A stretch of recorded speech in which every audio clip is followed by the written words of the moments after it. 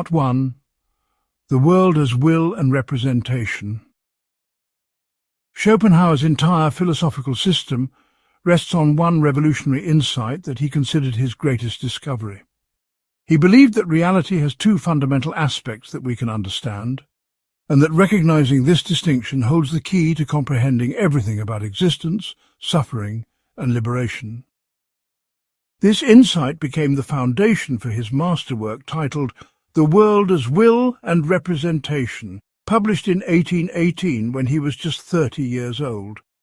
Though initially ignored by the academic world, this book would eventually be recognized as one of the most important philosophical works ever written. The first aspect of reality is what Schopenhauer called the world as representation. This includes everything we experience through our senses and everything we think about with our minds. When you look at a tree, you see something green with branches and leaves existing in a particular location at a particular time. When you hear music, you experience sounds that have rhythm, melody and harmony unfolding through time. When you think about mathematical concepts or remember past events, you are working with mental representations of ideas and experiences.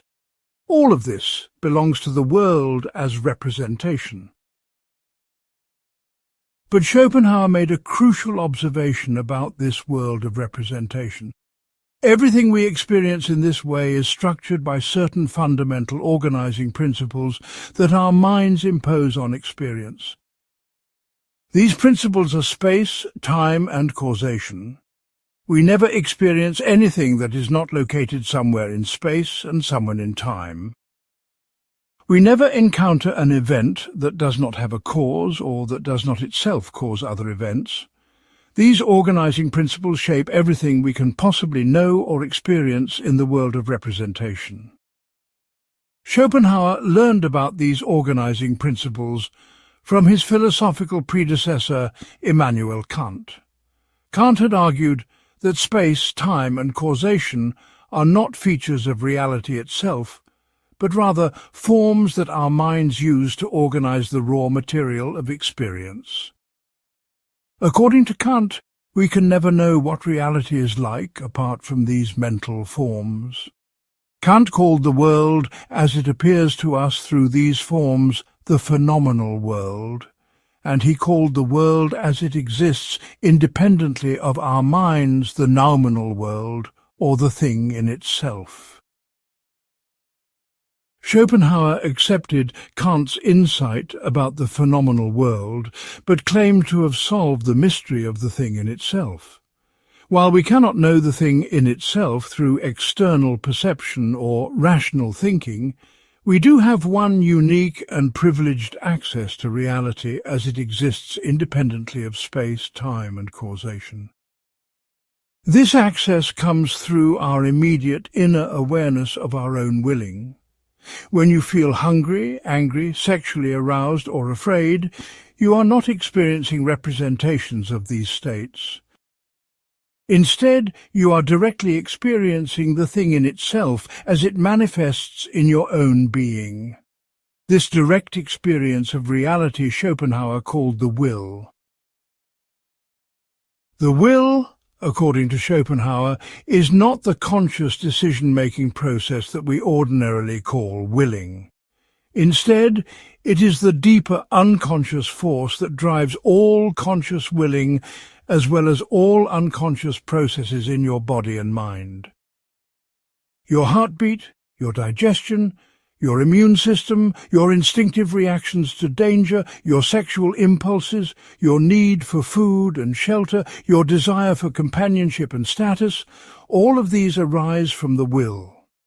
The will is the inner essence of your being, the thing you most fundamentally are beneath all the representations you have of yourself.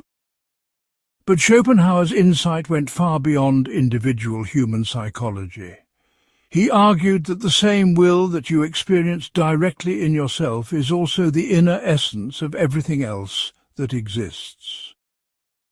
The force that drives a plant to grow toward sunlight is the same will that drives your hunger for food. The instinct that leads a bird to build a nest is the same will that drives your desire to create a comfortable home. The gravitational attraction between celestial bodies is the same will that drives your attraction to other people. At the deepest level, everything that exists is one unified will manifesting itself in countless different forms. This means that the apparent multiplicity and diversity of the world is ultimately an illusion created by the organizing forms of space, time, and causation. When we see many different individual objects and beings, we are seeing the one will refracted through the prism of representation. It is like seeing one white light broken into many different colors by passing through a crystal. The colors appear distinct and separate, but they are all manifestations of the same underlying light.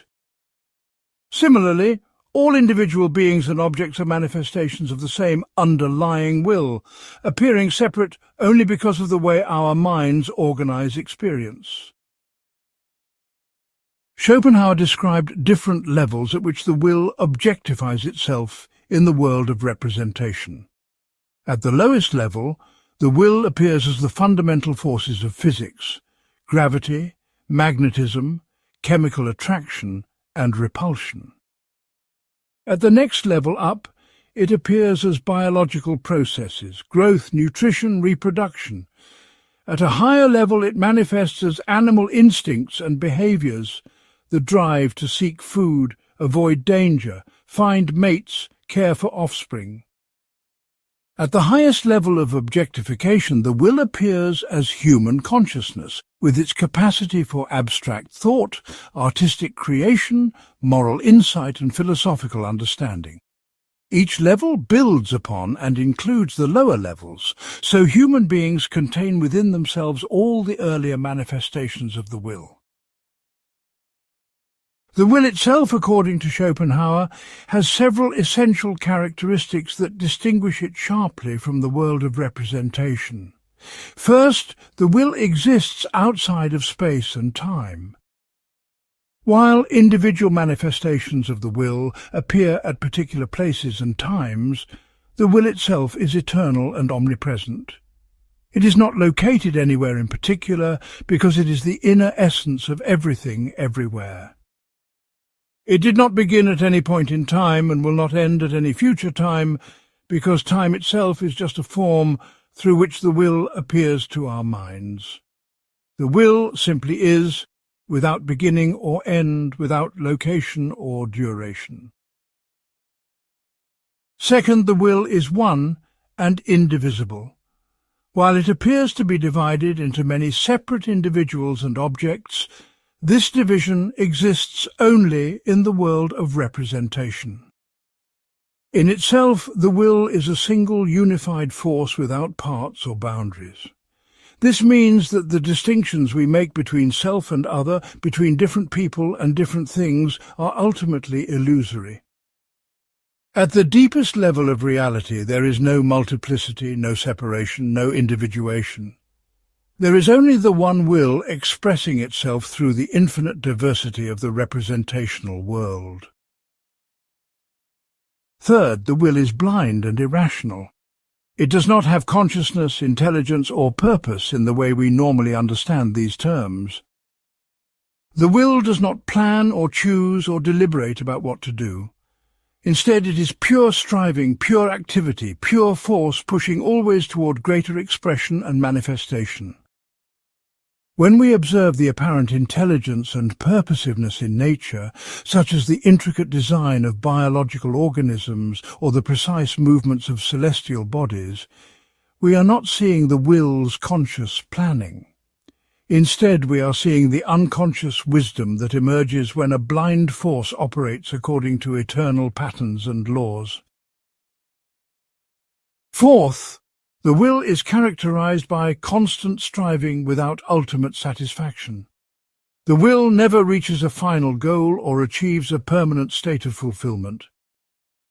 Each temporary satisfaction immediately gives rise to new wants and needs. A plant that successfully grows toward light immediately begins striving for nutrients, water, and reproductive opportunities. An animal that finds food immediately begins looking for more food, safer shelter, or suitable mates.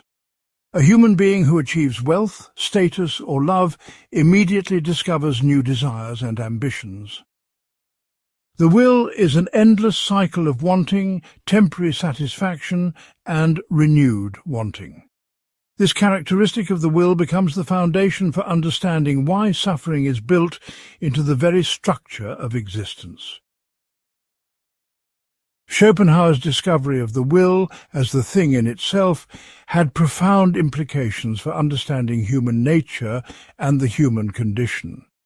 It meant that what we normally think of as our individual self is actually a temporary and ultimately illusory manifestation of something much larger and more fundamental.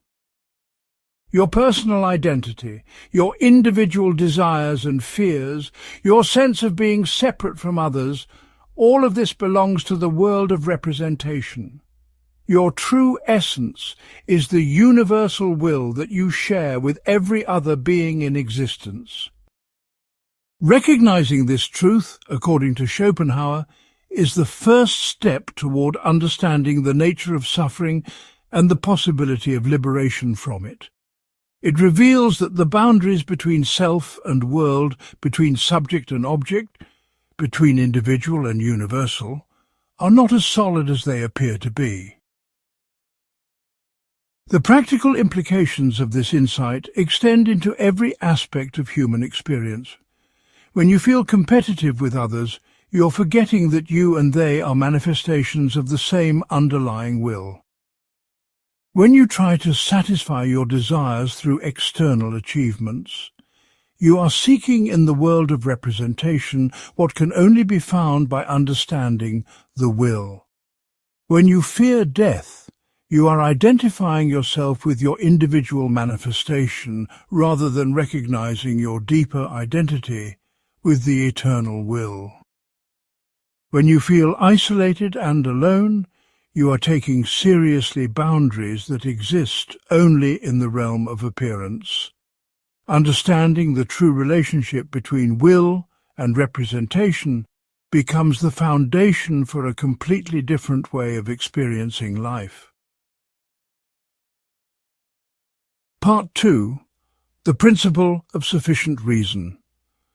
Before Schopenhauer developed his mature philosophy of will and representation, he wrote his doctoral dissertation on what he called the Principle of Sufficient Reason. This work, completed when he was only 22 years old, became the foundation for all his later philosophical insights. The principle of sufficient reason states that nothing exists or happens without a sufficient reason that explains why it exists or happens, rather than not existing or happening. This may sound like a simple and obvious truth, but Schopenhauer's detailed analysis of this principle revealed fundamental structures of human experience and knowledge. Schopenhauer identified 4 distinct roots or types of the principle of sufficient reason, each governing a different aspect of our experience. He argued that previous philosophers had failed to recognize these distinctions, leading to confusion and error in their systems.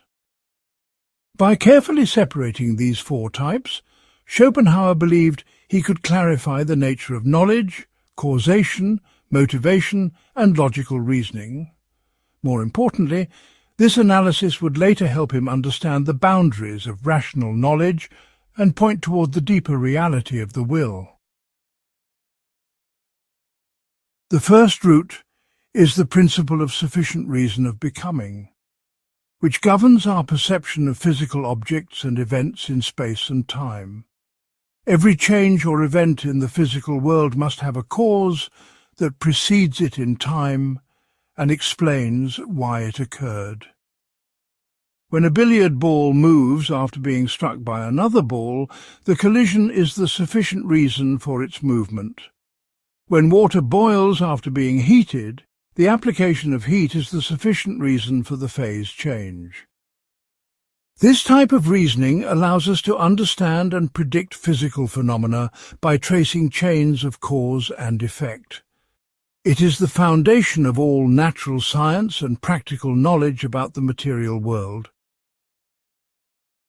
However, Schopenhauer emphasized that this causal reasoning only applies to changes and events, not to the existence of objects themselves. We can explain why a particular stone falls when dropped, but we cannot use causal reasoning to explain why stones exist in the first place. Causation connects events in time, but it cannot account for the ultimate ground of existence itself. This limitation becomes important for understanding why scientific knowledge, no matter how complete, cannot answer the deepest questions about reality. Science can tell us how things happen and even predict what will happen, but it cannot tell us why anything exists at all. For that, we need a different kind of understanding entirely. The second route is the principle of sufficient reason of knowing, which governs logical reasoning and mathematical demonstration. Every valid conclusion must follow from premises that provide sufficient logical support for it. In mathematics, every theorem must be proven from axioms and previously established theorems using valid logical steps. In formal reasoning, every inference must follow rules that guarantee the truth of the conclusion given the truth of the premises. This type of reasoning deals with relationships between concepts and propositions rather than with events in time. It allows us to build systems of knowledge that are internally consistent and logically sound. Schopenhauer pointed out that logical reasoning is completely different from causal reasoning, though the two are often confused. A logical premise does not cause its conclusion in the way that one physical event causes another. Instead, logical reasoning reveals connections of meaning and implication that exist timelessly between concepts. When we say that all humans are mortal and Socrates is human, therefore Socrates is mortal, we are not describing a sequence of events unfolding in time. Instead, we are recognizing a logical relationship that holds eternally between these concepts. Understanding this distinction helps clarify the difference between empirical knowledge based on experience and rational knowledge based on logical analysis. The third route is the principle of sufficient reason of being, which governs our awareness of space and time themselves. Every position in space and every moment in time must be determined by its relationships to other positions and moments. We can only identify a particular location by specifying its distance and direction from other locations. We can only identify a particular time by specifying its relationship to other times. Space and time are not containers that exist independently of the objects and events they contain. Instead, they are systems of relationships that allow us to organize our experience and distinguish one thing from another. This analysis led Schopenhauer to agree with Kant that space and time are forms of human intuition rather than features of reality, as it exists independently of our minds. We never experience objects without spatial and temporal properties, because spatiality and temporality are contributed by our own cognitive apparatus. The principle of sufficient reason of being explains how we construct the framework within which all other experience becomes possible. Without this framework, we could not distinguish between different objects, identify particular individuals, or track changes over time. But the framework itself is not something we discover in the world. It is something we bring to our experience of the world. This insight becomes crucial for understanding how the world of representation differs from the underlying reality of the will. The fourth root is the principle of sufficient reason of acting, which governs human motivation and behavior. Every human action must have a motive that explains why the person performed that action rather than some other action or no action at all. When someone goes to the store, there must be some want or need that motivated this behavior. When someone chooses one career over another, there must be reasons that made one option more appealing than the alternatives. This type of reasoning allows us to understand and predict human behavior by identifying the desires, beliefs, and values that drive people to act. It is the foundation of practical psychology, ethics, and social science. Schopenhauer emphasized that motives operate as causes in the realm of human action, but they work through the medium of consciousness rather than physical force. A motive must be represented in consciousness as something desirable or necessary before it can lead to action. This means that the same external situation might motivate different actions in different people, depending on how they perceive and evaluate the situation. A thunderstorm might motivate one person to seek shelter and another person to go outside and enjoy the dramatic weather. The difference lies not in the objective situation, but in how each person's consciousness interprets and responds to the situation. Understanding motivation requires understanding both external circumstances and internal mental processes. However, Schopenhauer argued that motives themselves arise from deeper sources that are not accessible to conscious reasoning. We can identify the immediate motives for our actions, but we cannot fully explain why we have the particular desires, fears, and preferences that generate these motives. A person might know that they chose a particular career because they wanted financial security, but they cannot explain through reasoning alone why financial security matters to them more than other possible goals. These deeper motivational patterns emerge from what Schopenhauer would later identify as the will. The principle of sufficient reason of acting can trace the surface connections between conscious motives and actions, but it cannot penetrate to the unconscious source from which all motivation ultimately springs.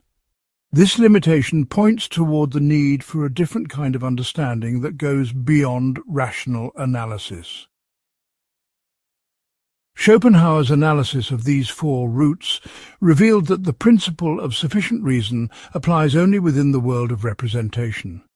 Each type of reasoning operates by connecting representations to other representations according to specific rules and relationships.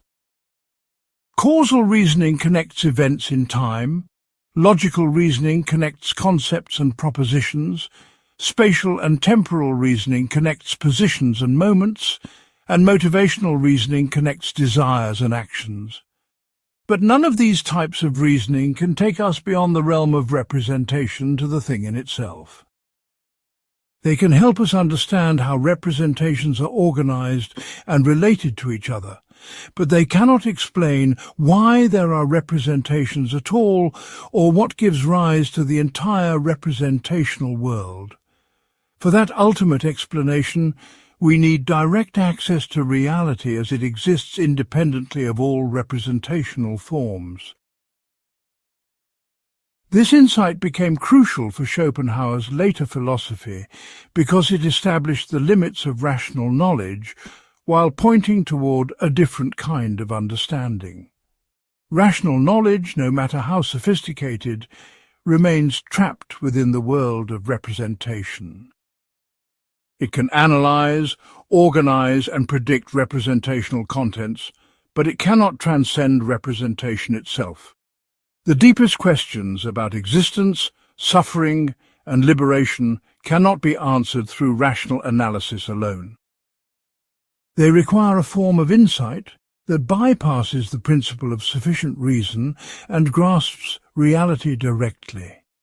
This direct insight into the will becomes the foundation for aesthetic experience, ethical understanding, and ultimate liberation from suffering. Part 3. The Platonic ideas and grades of objectification. Between the pure, undifferentiated will and the diverse world of individual objects and beings, Schopenhauer identified an intermediate level of reality that he called the Platonic ideas. These ideas, borrowed from the ancient Greek philosopher Plato, serve as eternal patterns or archetypes that guide how the will manifests itself in the representational world. Understanding these ideas became crucial for Schopenhauer's aesthetic theory and his explanation of how artistic genius can penetrate beyond individual phenomena to grasp universal truths. The ideas also help explain why the natural world exhibits such remarkable order, beauty, and apparent purposiveness despite arising from a blind and irrational will. Schopenhauer described the ideas as the immediate objectifications of the will.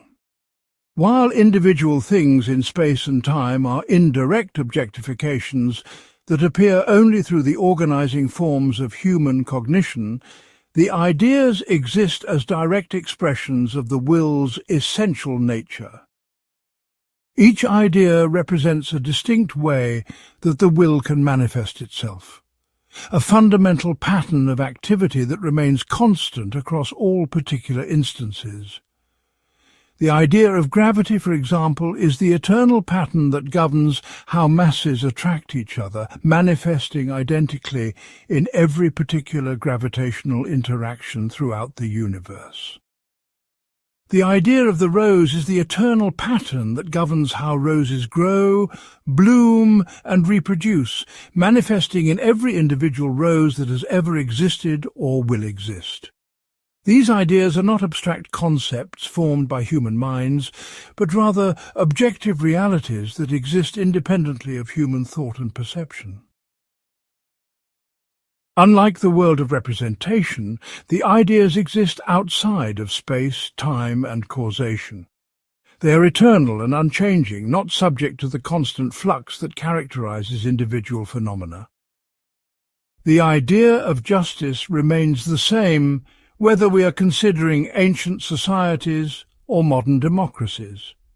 The idea of courage manifests identically in a medieval knight and a contemporary firefighter, despite the vast differences in their historical circumstances. Because the ideas transcend space and time, they can be fully present in each of their particular manifestations without being diminished or divided. Every individual rose expresses the complete idea of the rose, not just a part or aspect of it.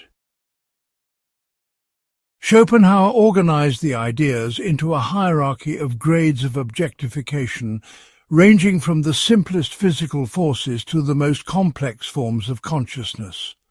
At the lowest grade are the fundamental forces of physics: gravity, electromagnetism, the strong and weak nuclear forces.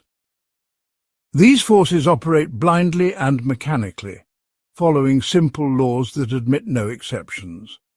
They represent the will in its most elementary form as pure striving without any trace of consciousness or individuality.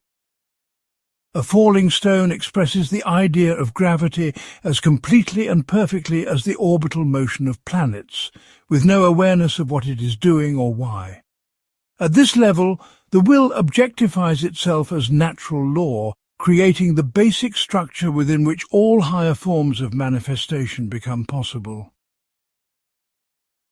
The next grade includes the chemical forces that govern how different elements combine and separate. These forces are more complex than simple physical forces because they involve selective attractions and repulsions between different types of matter. A molecule of water forms because hydrogen and oxygen atoms have specific affinities for each other that do not extend to all other elements. Chemical processes show the first hint of discrimination and selectivity in the will's self-expression, though still without any consciousness of purpose or goal. The periodic table of elements represents a systematic catalogue of the different ways the will can objectify itself at this level. Each element has its own characteristic properties and behaviours that remain consistent across all instances throughout the universe. Higher up the hierarchy are the biological forces that govern living organisms. Here, the will objectifies itself as life processes: growth, nutrition, reproduction, adaptation to environmental conditions. Plants represent a significant advance over inorganic matter because they exhibit apparent purposiveness and goal-directed behaviour. A plant turns toward light, extends its roots toward water and nutrients, and coordinates its various organs to support overall health and reproduction. Yet plants lack consciousness and cannot form representations of their environment or their own needs. They embody the will's striving in a more organized and flexible form than inorganic matter, but still operate entirely through unconscious instinctual processes. Animal life represents an even higher grade of objectification because it adds consciousness and representation to the basic life processes. Animals can perceive their environment, form mental images of objects and situations, and modify their behavior based on learning and experience. They have desires, emotions, and individual personalities that distinguish one animal from another. A dog can recognize its owner, remember where food is hidden, and express joy, fear, or anger in response to different situations. Animal consciousness allows the will to respond more flexibly and intelligently to environmental challenges, but it also introduces the possibility of frustration, disappointment, and suffering. An animal can want something it cannot have, remember past pain, and anticipate future threats. Human consciousness represents the highest grade of objectification that we know about. Humans possess all the capabilities of animals, plus the distinctive ability to form abstract concepts, engage in logical reasoning, create works of art, and contemplate philosophical questions. Human consciousness can transcend immediate sensory experience and consider possibilities that do not currently exist. We can imagine alternative futures, learn from the experiences of others, and develop complex cultural institutions that persist across generations. But this enhanced consciousness comes at a price. Humans experience suffering more intensely and continuously than any other creatures we know about. Our ability to anticipate future problems, compare our situation to that of others, and contemplate abstract ideals of how life should be lived creates endless opportunities for dissatisfaction and anguish. Schopenhauer argued that each grade of objectification contains and builds upon all the lower grades. Human beings do not simply possess consciousness, they also contain within themselves all the physical, chemical, and biological processes that operate at lower grades. Our bodies are subject to gravity. Our cells depend on chemical reactions. Our organs carry out the same basic life functions as plants. Consciousness is added on top of these more fundamental processes, not substituted for them. This means that human nature is fundamentally complex and conflicted, pulled in different directions by different levels of the will's self-objectification. We experience physical needs like animals, but we also torture ourselves with abstract worries that no animal could conceive. The ideas that govern each grade of objectification are in constant competition with each other for the matter and energy available in the world. This competition creates all the conflict, struggle, and violence that we observe in nature. Different species compete for the same food sources, predators hunt prey, parasites exploit hosts, and even within single organisms, different needs and drives conflict with each other.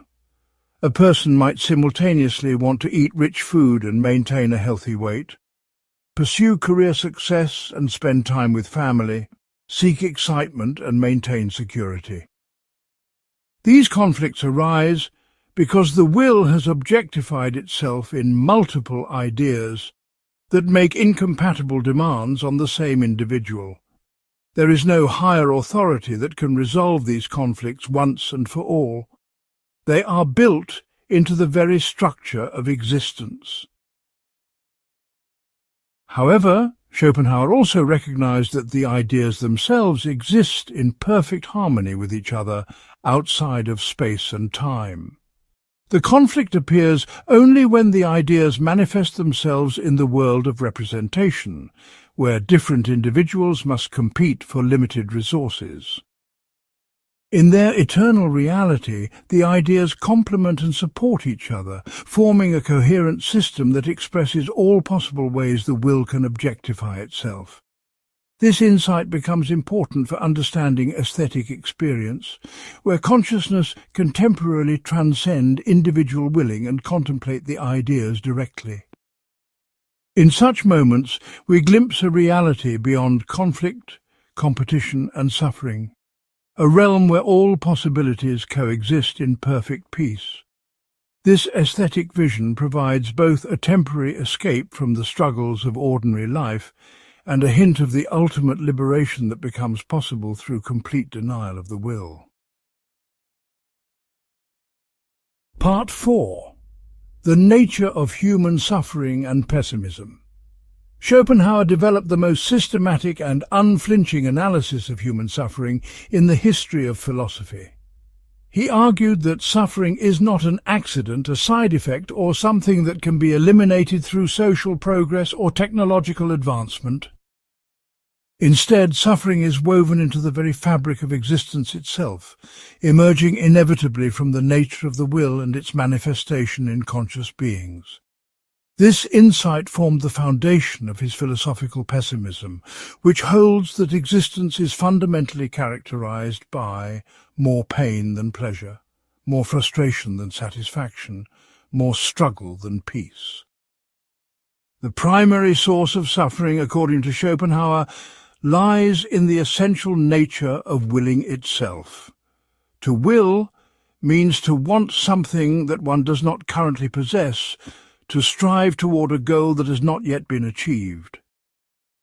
This means that willing necessarily involves a sense of lack, incompleteness, and dissatisfaction. When you are hungry, you suffer from the absence of food. When you are lonely, you suffer from the absence of companionship. When you are poor, you suffer from the absence of money.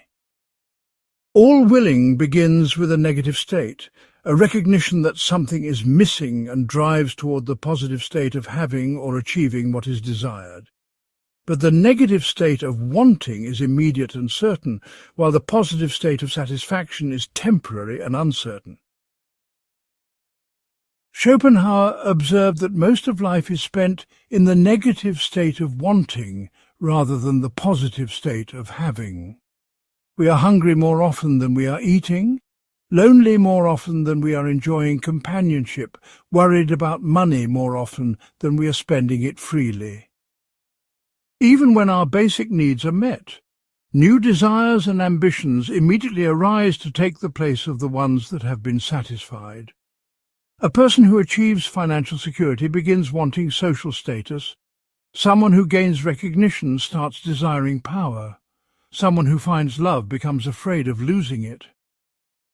The will generates an endless succession of wants and needs that ensures we spend most of our lives in states of dissatisfaction and striving.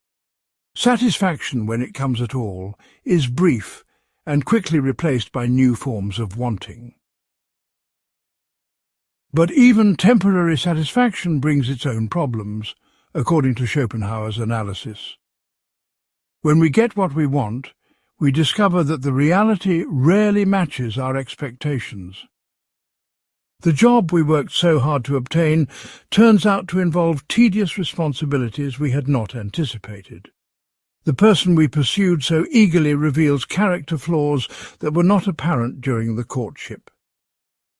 The possession we saved money to buy quickly becomes familiar and loses its ability to provide excitement or pleasure.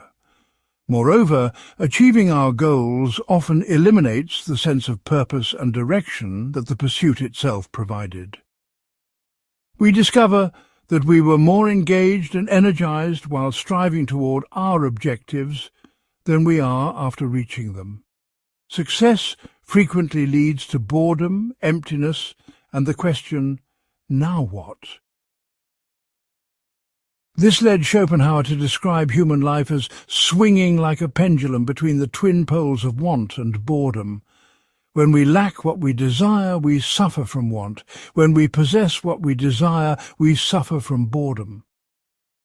There is no stable middle ground where we can rest in lasting contentment. The will ensures that we are always either lacking something important or finding that what we have is insufficient to provide enduring satisfaction. Even people who seem to have everything they could possibly want, such as wealthy celebrities or powerful politicians, frequently report high levels of anxiety, depression, and existential emptiness. External success cannot eliminate the internal structure of willing that creates suffering in the first place. Schopenhauer identified several specific ways that the will creates suffering beyond the basic pattern of wanting and temporary satisfaction. One of the most important is the way that desire distorts our perception of reality. When we want something intensely, we tend to idealize it, focusing on its attractive features while ignoring or minimizing its drawbacks. We imagine that obtaining the desired object will solve more problems and provide more happiness than it actually can. This systematic bias in perception ensures that we are regularly disappointed when reality fails to match our inflated expectations. The same process works in reverse with things we want to avoid.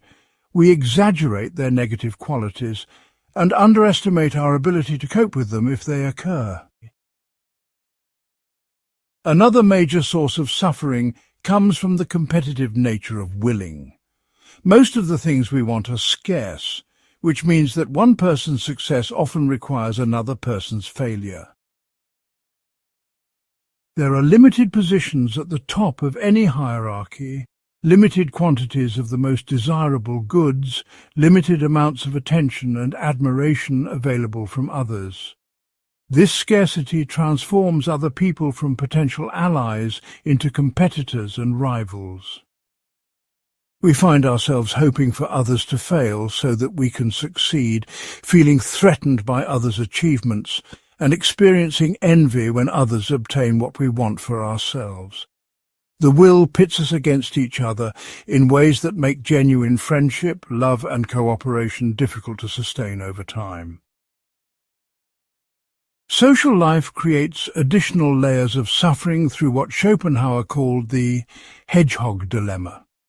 Like hedgehogs trying to huddle together for warmth in winter, human beings need closeness and connection with others, but intimacy inevitably leads to conflict, irritation, and mutual harm.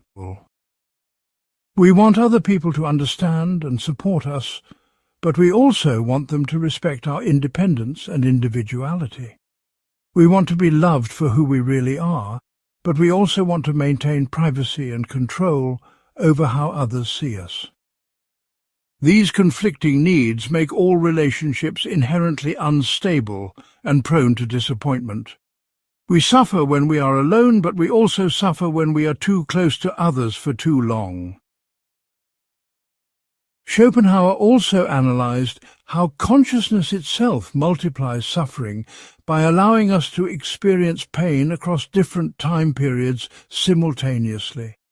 Unlike animals, which suffer primarily from immediate physical discomfort, Humans can suffer from memories of past pain and anticipation of future problems. We relive embarrassing moments from years ago, worry about career prospects decades in the future, and torment ourselves with regrets about roads not taken. Our ability to imagine alternative possibilities means that we can be dissatisfied not only with what we have, but also with what we might have had under different circumstances. A person who is reasonably successful might still be miserable because they compare themselves to those who are more successful, or because they imagine how much better their life could have been with different choices or opportunities. Consciousness transforms every temporary setback into a permanent source of potential anguish. The capacity for abstract thought also creates uniquely human forms of suffering that have no parallel in animal life. We suffer from existential anxiety about the meaning and purpose of our existence, from awareness of our own mortality, from the burden of moral responsibility for our actions. We create abstract ideals of how life should be lived, and then torture ourselves when reality falls short of these ideals. We develop complex belief systems about politics, religion and philosophy, then suffer when events challenge these beliefs or when other people reject them. Animals may experience fear, hunger and physical pain, but only humans experience guilt, shame, existential dread, and the peculiar agony of unfulfilled potential. The very capacities that make human life rich and meaningful also make it uniquely susceptible to sophisticated forms of misery. Despite this comprehensive analysis of suffering, Schopenhauer was not simply a gloomy pessimist who wanted to convince people that life was hopeless. Instead, he believed that honestly recognizing the extent and inevitability of suffering was the first step toward finding genuine solutions. Most attempts to eliminate suffering fail because they are based on false optimism about human nature and the nature of existence itself. They assume that suffering is caused by external conditions that can be changed rather than by the internal structure of willing that cannot be eliminated without a fundamental transformation of consciousness.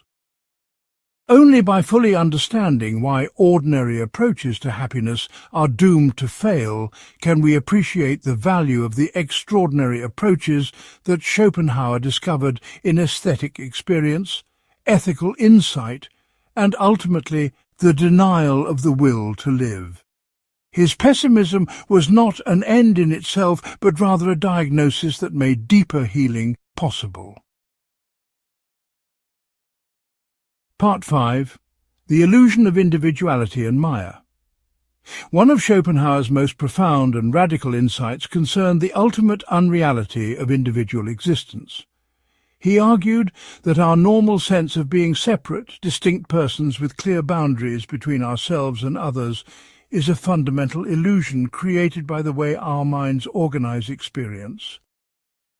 This illusion, which he called by the Sanskrit term Maya, is not just a philosophical curiosity, but the root cause of most human suffering and the primary barrier to genuine ethical behavior and ultimate liberation. Understanding and eventually seeing through this illusion became central to Schopenhauer's vision of human transformation. The illusion of individuality arises from the organizing forms that our minds impose on all possible experience: space, time, and causation.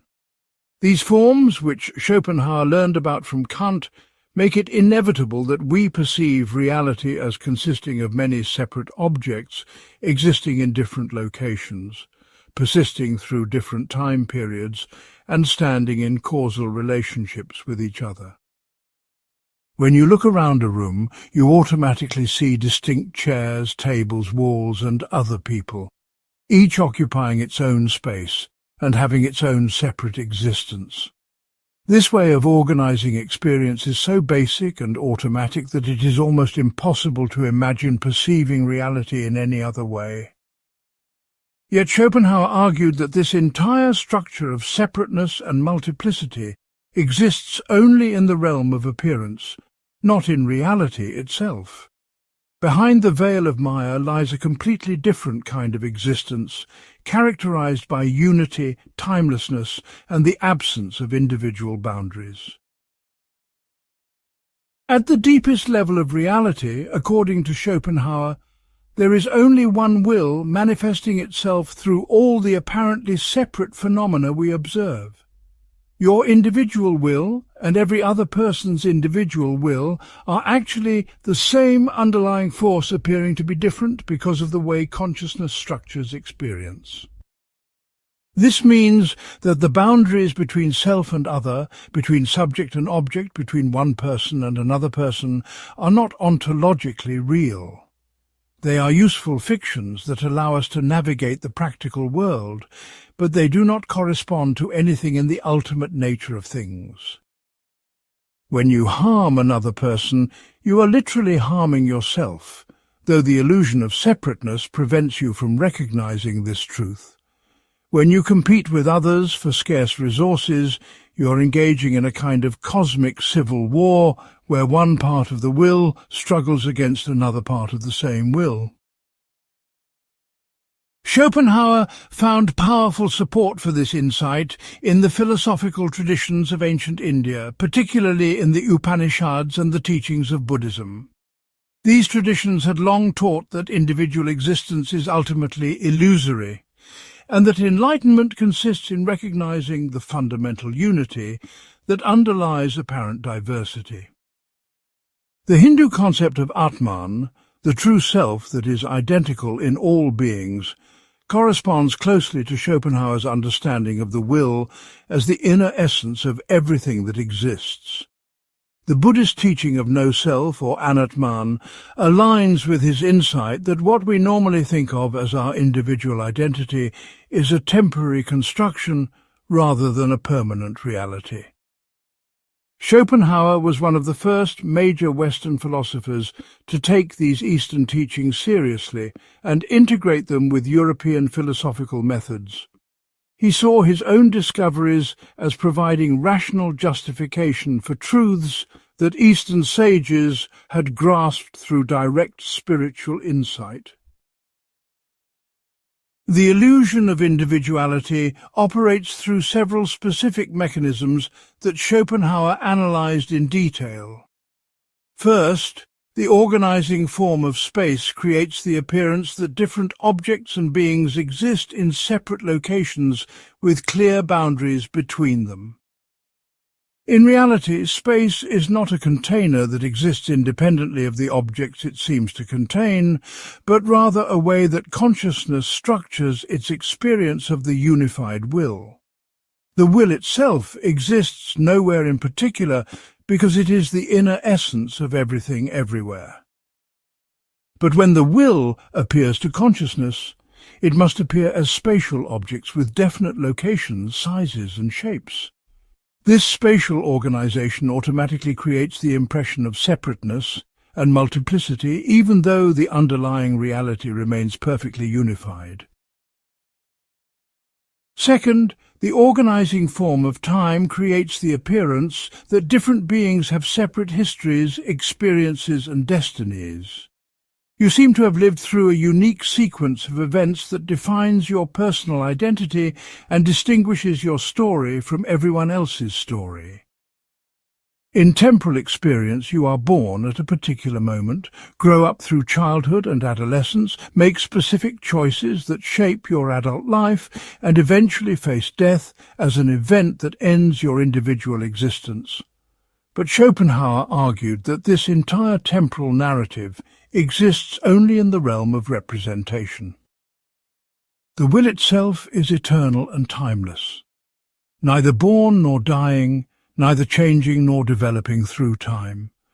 Your apparent birth was simply the will beginning to manifest through a particular bodily form, and your eventual death will be simply the will withdrawing from that form and continuing to manifest through countless others.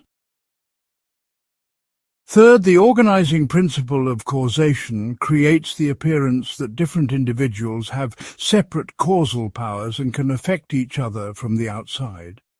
You seem to be an independent agent who can make free choices and influence the world around you through your actions. Other people seem to be external forces who can help or harm you, support or oppose your goals, love or reject you based on their own independent decisions.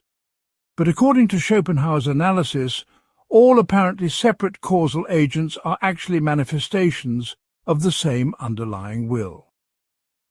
When one person helps another, it is the will helping itself.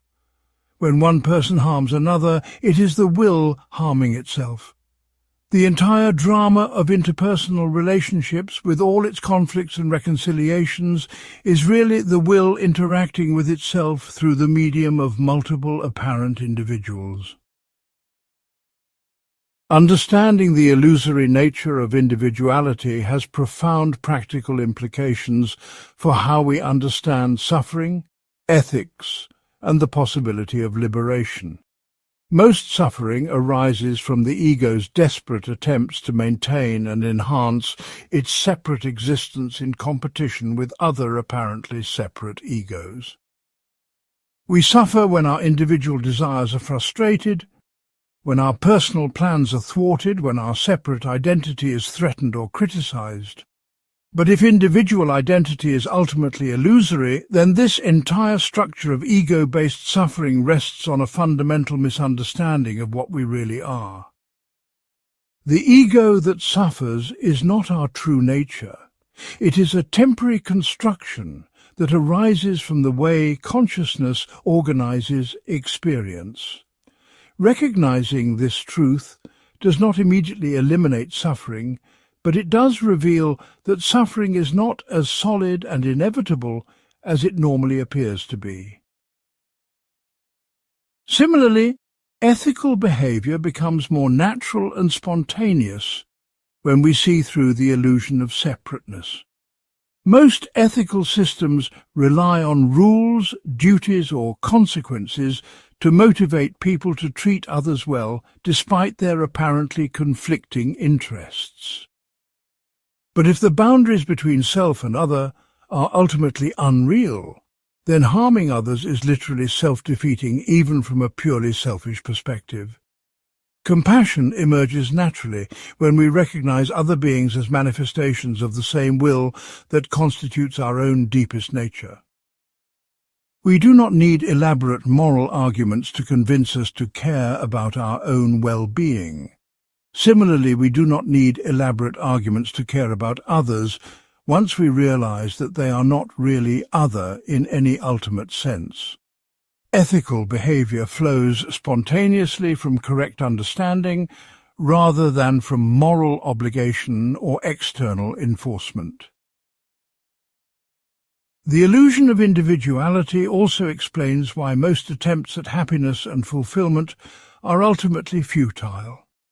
The ego seeks satisfaction through accumulating possessions, achievements, relationships and experiences that will enhance its separate existence and distinguish it from others. But since the ego is itself an illusion, all attempts to satisfy it are like trying to feed a mirage or shelter a shadow. No amount of external success can provide lasting fulfillment to something that does not ultimately exist as a separate entity.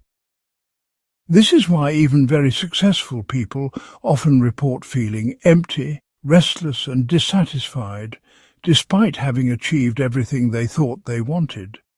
They have been trying to satisfy an illusion, and illusions cannot be genuinely satisfied no matter how much external validation they receive.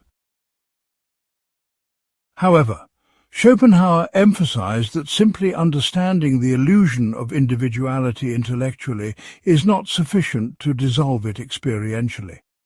The organizing forms of space, time, and causation operate automatically and unconsciously in all normal states of consciousness. Even when we intellectually accept that individuality is illusory, we continue to experience ourselves as separate beings in our day-to-day lives. Dissolving the illusion requires special states of consciousness that temporarily suspend or transcend the normal organizing forms. These states can be accessed through aesthetic contemplation, compassionate identification with others, and ultimately through the complete denial of the will to live. Each of these provides a glimpse beyond Maya into the underlying unity that is our true nature, though full and permanent liberation from the illusion remains extremely rare. Part 6. Art and Aesthetic Experience. Art provided Schopenhauer with his first major insight into how human consciousness could escape the tyranny of individual willing and glimpse the deeper reality beyond Maya. He developed the most systematic and influential theory of aesthetic experience in modern philosophy, arguing that genuine art allows us to transcend our ordinary, ego-driven consciousness and achieve a form of pure, disinterested contemplation. In aesthetic moments, we temporarily forget our individual identity with all its needs, fears, and desires, and become what Schopenhauer called pure subjects of knowing. This transformation provides both immediate relief from suffering and a foretaste of the ultimate liberation that becomes possible through complete denial of the will. Aesthetic experience begins when we encounter an object of beauty that captures our attention so completely that we lose awareness of everything else, including our own separate identity.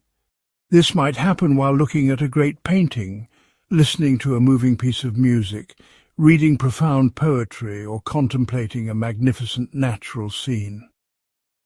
Suddenly the normal stream of thoughts, worries, plans and desires that usually fills consciousness simply stops.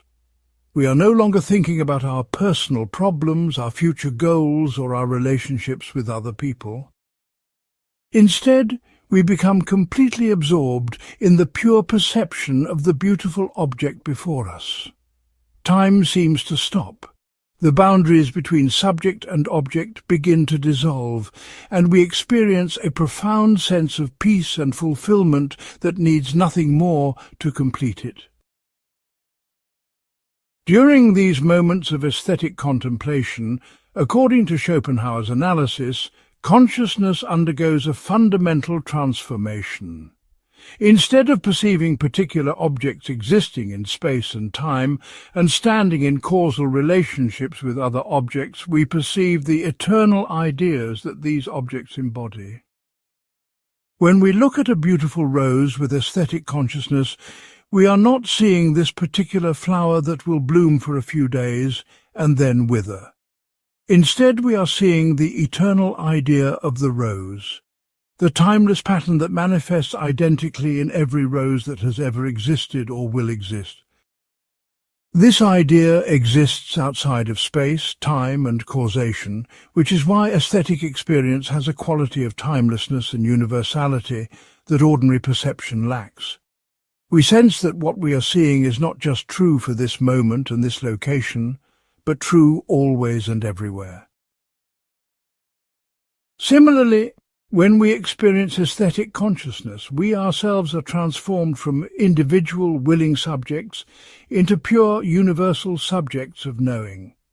The ordinary ego, with its personal history, particular desires and separate identity, temporarily disappears. What remains is pure consciousness itself, consciousness as such, without any individual colouring or limitation. This pure consciousness is the same in every person who experiences aesthetic contemplation, which is why great art can communicate across all barriers of culture, language, and historical period. The consciousness that appreciates beauty in a medieval cathedral is identical to the consciousness that appreciates beauty in a contemporary sculpture, even though the individual people having these experiences may be completely different in every other way. Aesthetic experience reveals the universal core of consciousness that underlies all apparent individual differences. Schopenhauer argued that different art forms provide access to different levels of the ideas and therefore offer different types of aesthetic experience. Architecture, the most basic art form, deals with the lowest grade of the will's objectification, the fundamental forces of physics like gravity, rigidity and cohesion. A beautiful building reveals the eternal ideas that govern how matter behaves under various conditions of weight, support and structural stress. When we appreciate architectural beauty, we are contemplating the pure mathematical relationships that determine how physical forces interact. Gothic cathedrals, for example, make visible the invisible forces of thrust and counterbalance that hold massive stone structures in perfect equilibrium. This creates a sense of wonder at the underlying order that governs the material world. Sculpture and painting deal with higher grades of objectification by representing living forms and human figures. Great sculpture captures the essential character types that appear repeatedly throughout human history: the hero, the sage, the mother, the lover, the warrior. When we look at a masterful statue, we see not just the individual person who served as a model, but the eternal human type that this person exemplifies. Similarly, great painting can reveal the inner essence of human emotions, relationships and life situations that transcend any particular cultural or historical context. A Renaissance painting of the Madonna and Child speaks to universal aspects of motherhood and divine love that are as relevant today as they were 500 years ago. These art forms help us see beyond the accidents of individual appearance to the timeless patterns that govern human nature.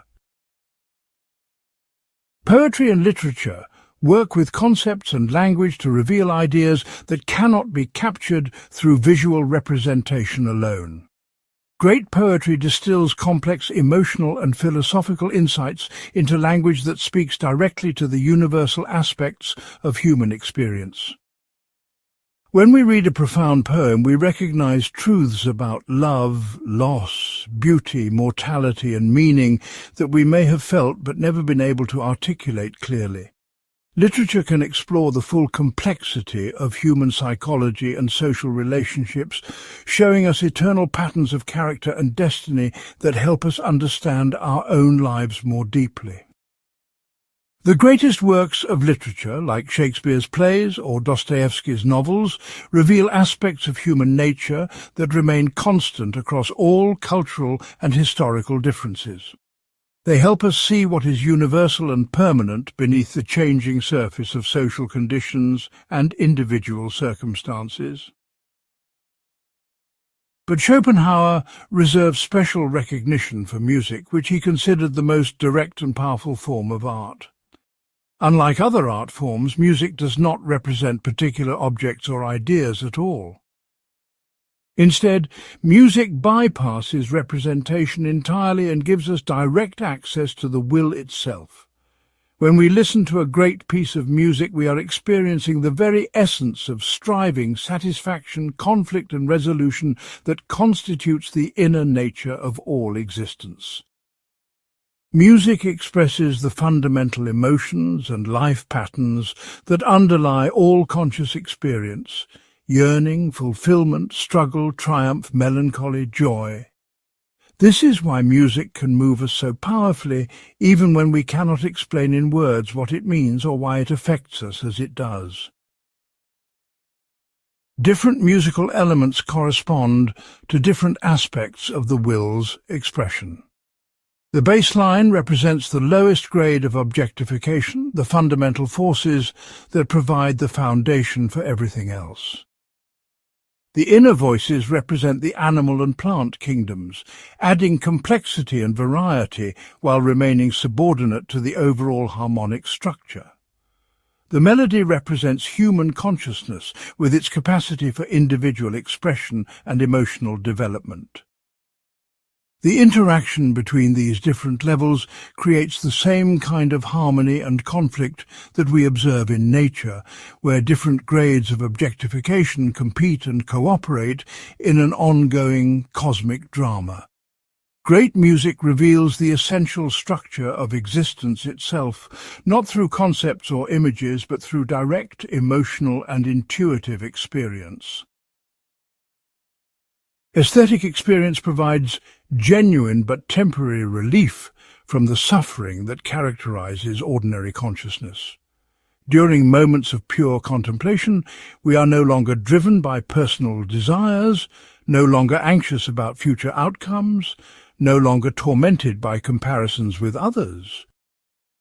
We experience a profound peace and fulfillment that needs nothing outside itself to be complete. This peace comes not from getting what we want, but from temporarily transcending the entire structure of wanting itself. Aesthetic consciousness shows us what it would be like to exist without the constant pressure of unfulfilled desires and unsatisfied needs. It provides a glimpse of the liberation that becomes possible when consciousness is no longer enslaved to the demands of individual willing. However, Schopenhauer emphasized that aesthetic experience, no matter how profound, remains temporary and incomplete. Eventually, we must return from aesthetic contemplation to ordinary consciousness, with all its practical demands and personal concerns. The hungry person who becomes absorbed in a beautiful painting will eventually remember their hunger. The anxious person who finds peace in music will eventually return to their worries. Aesthetic experience points toward ultimate liberation, but cannot by itself provide permanent escape from the cycle of willing and suffering. For that, we need a more complete transformation of consciousness that Schopenhauer found in ethical insight and ultimately in the denial of the will to live. But aesthetic experience remains valuable both for its own sake and as preparation for these deeper forms of liberation. Part 7. Ethics and Compassion. Schopenhauer's ethical philosophy flows directly from his understanding of the illusory nature of individual existence. If all beings are fundamentally manifestations of the same underlying will, then the basis for moral behavior becomes immediately clear. We should treat others with compassion because harming them literally constitutes harming ourselves. Compassion is not a sentiment we should cultivate for moral reasons or a duty we should fulfill to please God or society. Instead, compassion is the natural and spontaneous response that arises when we see through the veil of Maya and recognize other beings as sharing our deepest identity. Ethical behavior emerges from correct understanding rather than from moral rules, religious commands, or social pressure. This approach makes Schopenhauer's ethics both more naturalistic and more radical than traditional moral systems. The foundation of all genuine morality, according to Schopenhauer, lies in the direct, intuitive recognition that the suffering of others is as real and immediate as our own suffering. This recognition cannot be achieved through abstract reasoning or logical argument. We cannot convince someone to be compassionate by proving that compassion is rationally required, or by threatening punishment for selfish behavior. Instead, compassion must arise from a momentary dissolution of the boundaries between self and other, a flash of insight in which we directly experience another being's pain as our own pain. In such moments, the question, "Why should I care about others?" simply does not arise, any more than the question, "Why should I care about my own well-being?" The caring is immediate, automatic and undeniable because the apparent otherness that normally blocks compassion has temporarily disappeared. Schopenhauer identified two fundamental virtues that flow naturally from compassionate insight: justice and loving kindness. Justice consists in not harming others because we recognize that their suffering is identical to our own suffering. When we truly understand that another person's pain is as real and significant as our own pain, we naturally refrain from causing unnecessary harm. We do not need moral rules telling us not to hurt others. We simply lose the motivation to hurt them once we see that doing so would be self-defeating. A person who has achieved this level of insight treats others fairly not because fairness is morally required, but because unfairness no longer makes sense from their expanded perspective. They have seen through the illusion of separateness that makes exploitation and cruelty seem advantageous to the individual ego. Loving kindness goes beyond justice to include active efforts to help others and alleviate their suffering. While justice involves restraining ourselves from harmful actions, loving kindness motivates us to perform beneficial actions. A person who experiences others as manifestations of their own deepest nature naturally wants to promote their well-being, just as they naturally want to promote their own well-being. They help others not to gain reward or avoid punishment, but because others' happiness contributes directly to the total happiness of the unified will that constitutes their true identity. This form of altruism requires no sacrifice of self-interest, because the apparent conflict between self and other has been dissolved through correct understanding. What appears to be selfless generosity is actually an expression of enlightened self-interest that recognizes the fundamental unity underlying apparent diversity. Traditional ethical systems, according to Schopenhauer's analysis, fail because they try to motivate moral behavior through external incentives rather than through transformations of understanding. Religious ethics promises rewards in heaven and threatens punishments in hell for those who follow or violate moral commands. Utilitarian ethics argues that we should maximize overall happiness, because doing so will create the best consequences for society as a whole. Kantian ethics insists that we have rational duties to treat others with respect, regardless of our personal inclinations. All of these approaches assume that moral behavior requires us to act against our natural self-interest for the sake of some higher principle or external authority. But Schopenhauer argued that truly ethical behavior cannot be based on such external motivations because they leave the fundamental structure of egoism intact. A person who helps others only to gain heavenly rewards is still fundamentally selfish, just operating with a longer time horizon and a more sophisticated understanding of where their real interests lie. A person who sacrifices their own happiness for the greater good of society is performing a kind of moral heroism that few people can sustain over time. A person who treats others respectfully because reason demands it is suppressing their natural impulses through an act of will that requires constant effort and vigilance. All of these approaches create internal conflict between moral demands and personal desires, making ethical behavior feel artificial, burdensome, and ultimately unstable. Only when the fundamental illusion of separateness dissolves can moral behavior become natural, effortless, and sustainable. Compassion that arises from seeing through Maya requires no external motivation, because it expresses our deepest nature rather than contradicting it. Schopenhauer's ethical vision led him to become one of the first Western philosophers to advocate seriously for animal rights and environmental protection. If compassion should extend to all beings who can suffer, then it cannot stop arbitrarily at the boundaries of human species. Animals experience pain, fear, hunger and frustration just as humans do, and their capacity for suffering gives them the same fundamental claim to moral consideration. The fact that animals cannot engage in abstract reasoning or create complex cultural institutions does not make their suffering less real or less significant. A person who has truly seen through the illusion of separateness recognizes all sentient beings as manifestations of the same will that constitutes their own inner essence.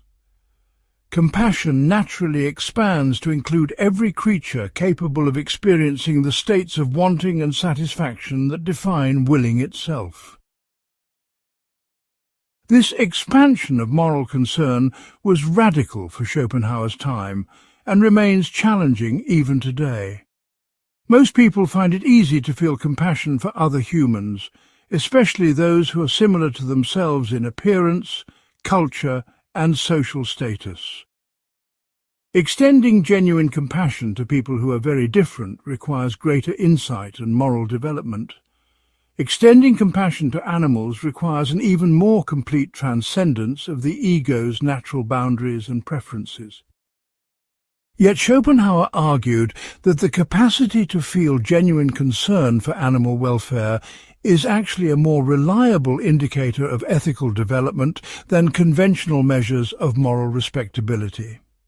A person who can recognize the reality of animal suffering has achieved a level of insight that transcends most forms of social conditioning and cultural prejudice. Schopenhauer also recognized that genuine compassion must be distinguished from mere sentimentality or emotional manipulation.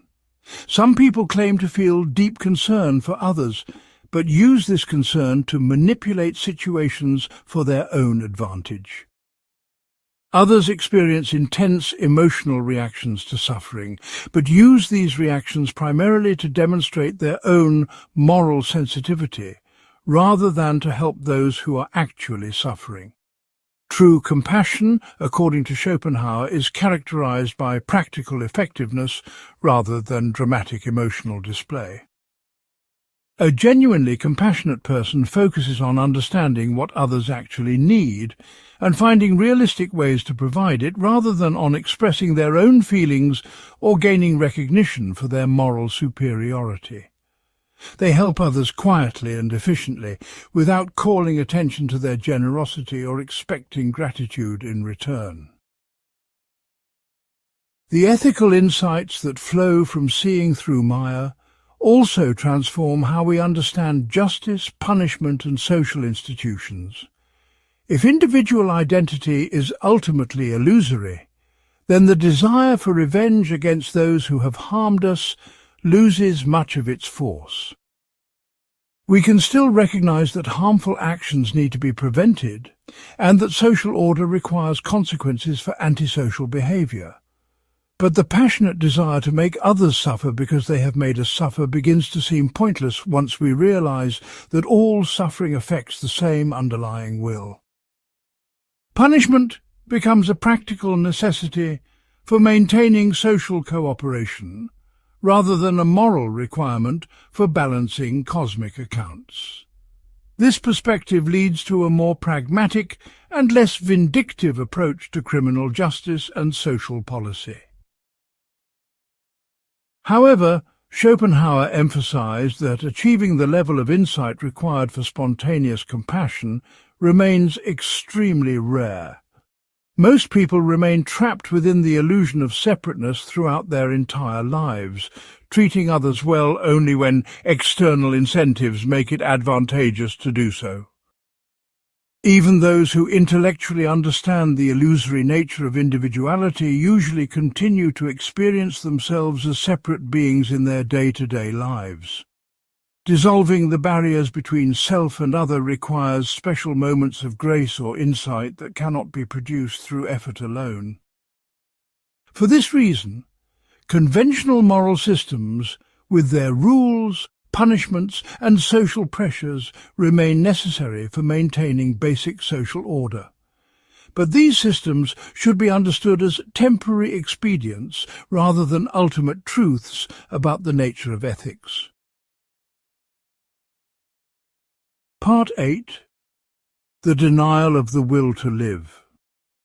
The highest form of human development and the ultimate solution to the problem of suffering, according to Schopenhauer, involves a complete turning away from the will to live. This denial of the will represents the most radical transformation of consciousness possible, a state in which the individual no longer experiences any personal desires, ambitions, or attachments to existence itself. It is not suicide, which Schopenhauer considered a fundamental misunderstanding that actually affirms the will by violently rejecting life's conditions while still clinging to the desire for a better form of existence. Instead, denial of the will involves a gradual but complete loss of interest in all the things that normally motivate human behavior: pleasure, comfort, status, relationships, survival itself.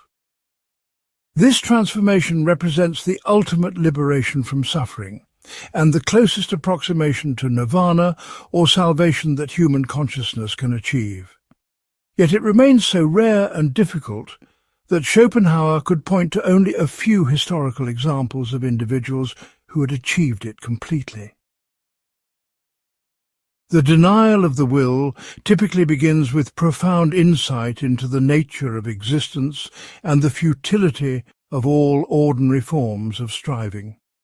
A person who has seen clearly that willing necessarily involves suffering, that satisfaction is always temporary, and that individual identity is ultimately illusory, gradually loses motivation to pursue the goals that once seemed important. They realize that getting what they want will not provide lasting happiness, that achieving their ambitions will only create new ambitions, and that defending their ego against threats and competitors is a pointless battle that can never be definitively won.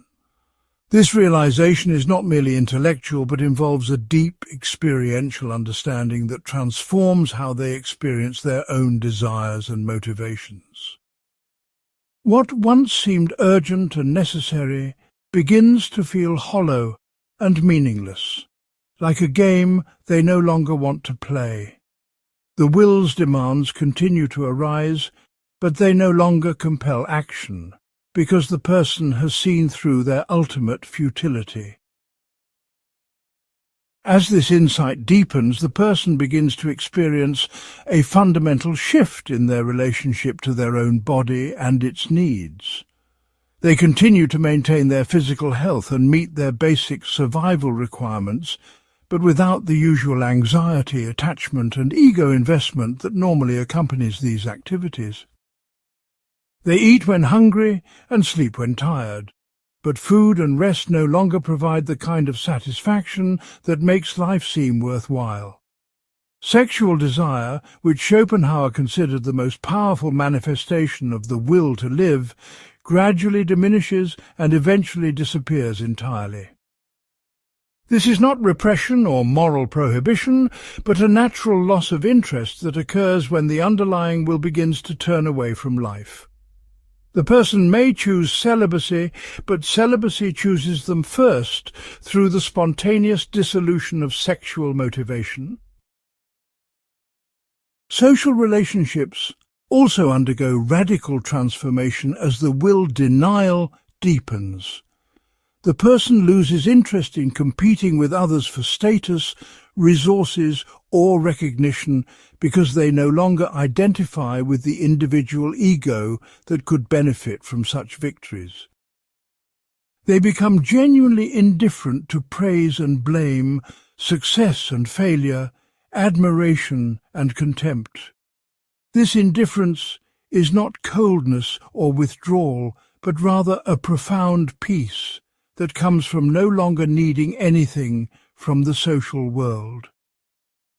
They may continue to interact with others and even help them when the opportunity arises, but without any personal agenda or expectation of reciprocity. Their compassion becomes completely selfless because there is no longer a self to be served by compassionate actions.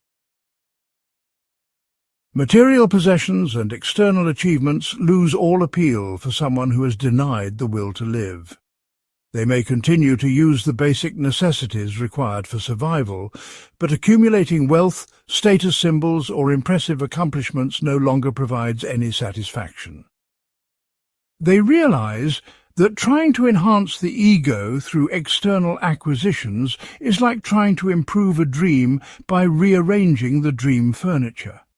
Since the ego itself is ultimately illusory, all attempts to serve its interests are equally illusory. This insight leads to a radical simplification of lifestyle and a complete loss of interest in the pursuits that consume most people's time and energy. The person lives simply not as a moral discipline, but because complexity and luxury no longer hold any attraction. Even the basic survival instinct begins to weaken as will denial reaches its completion.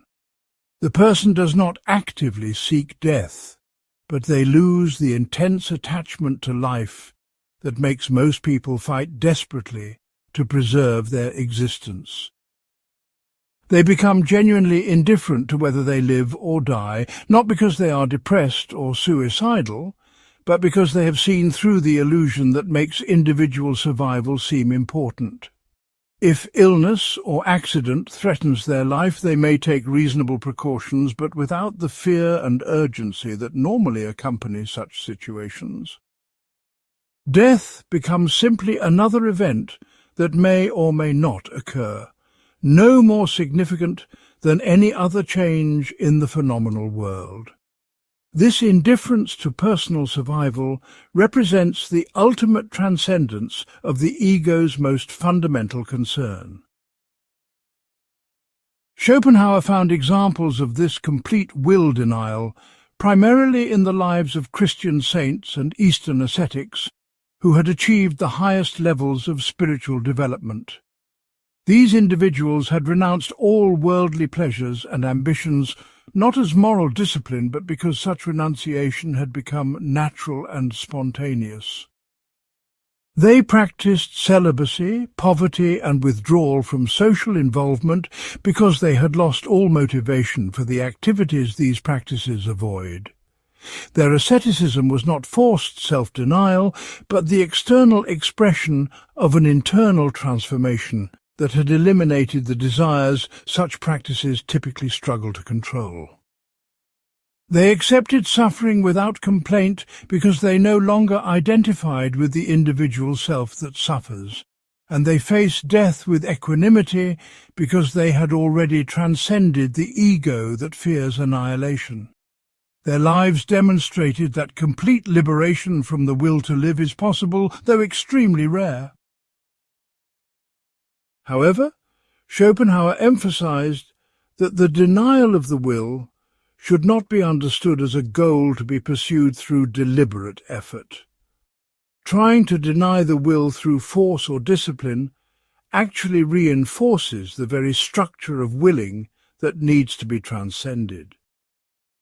The person who struggles to overcome their desires is still fundamentally driven by desire, namely, the desire to be free from desire. This creates a paradox that cannot be resolved through increased effort or stronger determination. True will denial must arise spontaneously from complete understanding rather than from deliberate practice or moral striving. It is a gift of grace that may occur when insight into the nature of existence becomes so clear and complete that the will simply loses interest in its own continuation. For most people, complete denial of the will remains an impossible ideal rather than a realistic possibility. The best they can hope for are temporary experiences of will denial that occur during moments of aesthetic contemplation, compassionate identification with others, or profound philosophical insight. These moments provide valuable glimpses of what complete liberation would be like, and can motivate continued development in that direction. But permanent transcendence of all willing remains as rare as sainthood itself, achieved by perhaps one person in many millions. This rarity does not make the ideal worthless. Instead, it serves as the ultimate standard against which all other forms of human development can be measured. Even partial progress toward will denial can significantly reduce suffering and increase genuine peace and satisfaction. Schopenhauer acknowledged that his vision of ultimate liberation might seem pessimistic or nihilistic to those who remain attached to ordinary human goals and pleasures. From the perspective of normal consciousness, denying the will to live appears to involve giving up everything that makes existence worthwhile. But he argued that this perspective misunderstands both the nature of ordinary satisfaction and the nature of the peace that comes from transcending willing altogether. Ordinary pleasures are always temporary, always mixed with anxiety about their loss, and always followed by new desires that recreate the cycle of wanting and dissatisfaction. The peace that comes from will denial, by contrast, is permanent, complete, and needs nothing outside itself to remain fulfilled. It represents not the absence of something valuable, but the presence of the highest form of human development possible. Part 9. Views on Women, Sexuality and Love. Schopenhauer developed controversial and often problematic views about women, sexuality and romantic love that reflected both the social prejudices of his historical period and his broader philosophical insights about the nature of the will. While many of his specific claims about gender differences have been discredited by modern research, his analysis of how sexual desire functions as a manifestation of the will to live contains important insights that remain relevant today. Understanding these views requires separating his philosophical contributions from his personal biases and cultural limitations, recognizing both the value and the problems in his approach to these topics. His analysis reveals how the most intimate aspects of human experience serve the will's drive for survival and reproduction, often at the expense of individual happiness and rational decision-making. According to Schopenhauer's analysis, sexual attraction is the most powerful and deceptive manifestation of the will to live. When we fall in love, we experience intense emotions and desires that seem to be about our personal preferences and individual happiness. We believe we are choosing a particular person because of their unique qualities, and because being with them will make us happy. But Schopenhauer argued that this entire experience is actually the will's clever strategy for ensuring the continuation of the species. The will manipulates our consciousness by creating powerful attractions between individuals whose union will produce healthy offspring, even when such unions may not serve the long-term happiness of the individuals involved. Romantic love is thus a kind of cosmic deception that serves the species at the expense of the individual. This deception operates through what Schopenhauer called the metaphysics of sexual love, a process by which the will evaluates potential mates based on their ability to compensate for the deficiencies in our own genetic makeup. We are unconsciously attracted to people whose physical and mental characteristics will balance our own weaknesses and produce children who avoid our worst traits while preserving our best ones. A tall person may be attracted to someone shorter, an emotional person to someone more rational, an athletic person to someone more intellectual. These attractions feel like personal preferences, but they actually represent the will's biological programming for creating optimal offspring. The intensity of romantic passion corresponds to how important the genetic combination would be for the health and viability of potential children. The more complementary two people are genetically, the more overwhelming their mutual attraction becomes. Schopenhauer observed that this biological programming often conflicts with what would actually make individuals happy in long-term relationships. The same complementary differences that create intense sexual attraction may also create ongoing conflicts and incompatibilities in daily life. A person who is attracted to someone because they balance their weaknesses may find living with those same balancing qualities difficult and frustrating over time. The passionate lover who seems perfect during courtship may prove to be a challenging and incompatible life partner. This explains why so many marriages that begin with intense romantic love eventually deteriorate into mutual disappointment and resentment. The will has achieved its reproductive purpose, but the individuals involved discover that their personal happiness was never its primary concern. These insights led Schopenhauer to develop a deeply pessimistic view of marriage and family life. He argued that marriage typically involves a fundamental conflict between biological imperatives and individual well-being. The same drives that lead people to form families also trap them in situations that may limit their freedom, drain their resources, and prevent them from pursuing their authentic interests and development. Children represent the will's successful continuation into the next generation, but they also create enormous practical and emotional demands that can exhaust their parents' capacity for personal growth and fulfillment.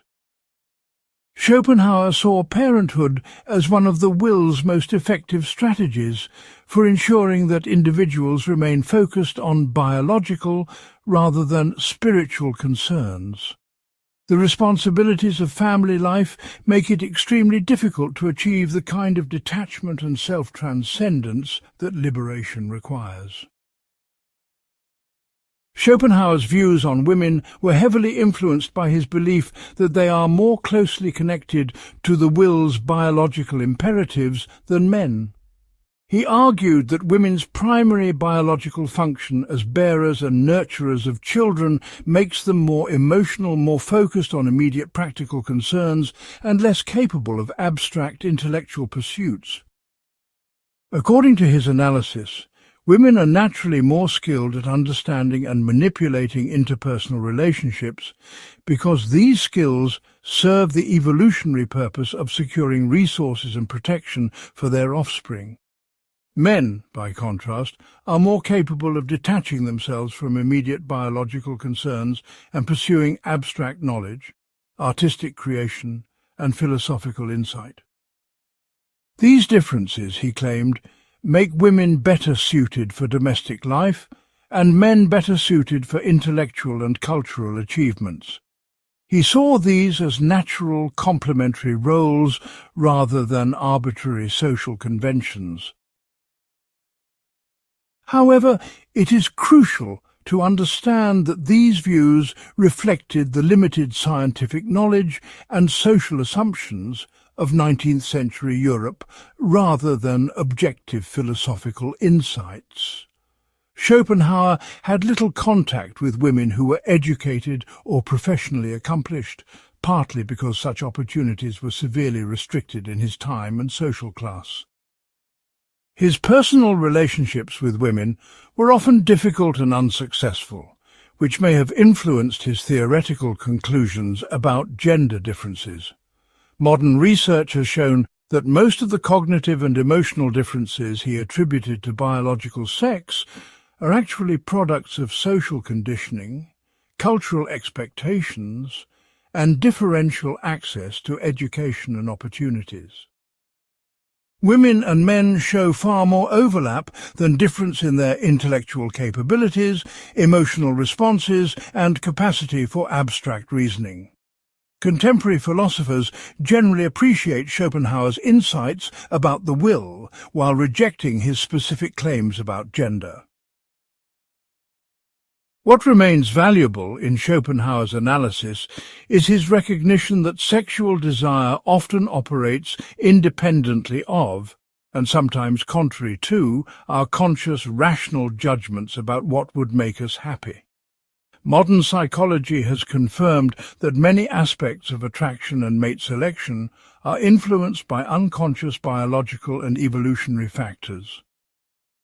We are often attracted to people for reasons we cannot fully explain or articulate, and these attractions may not align with our explicit criteria for what we want in a partner.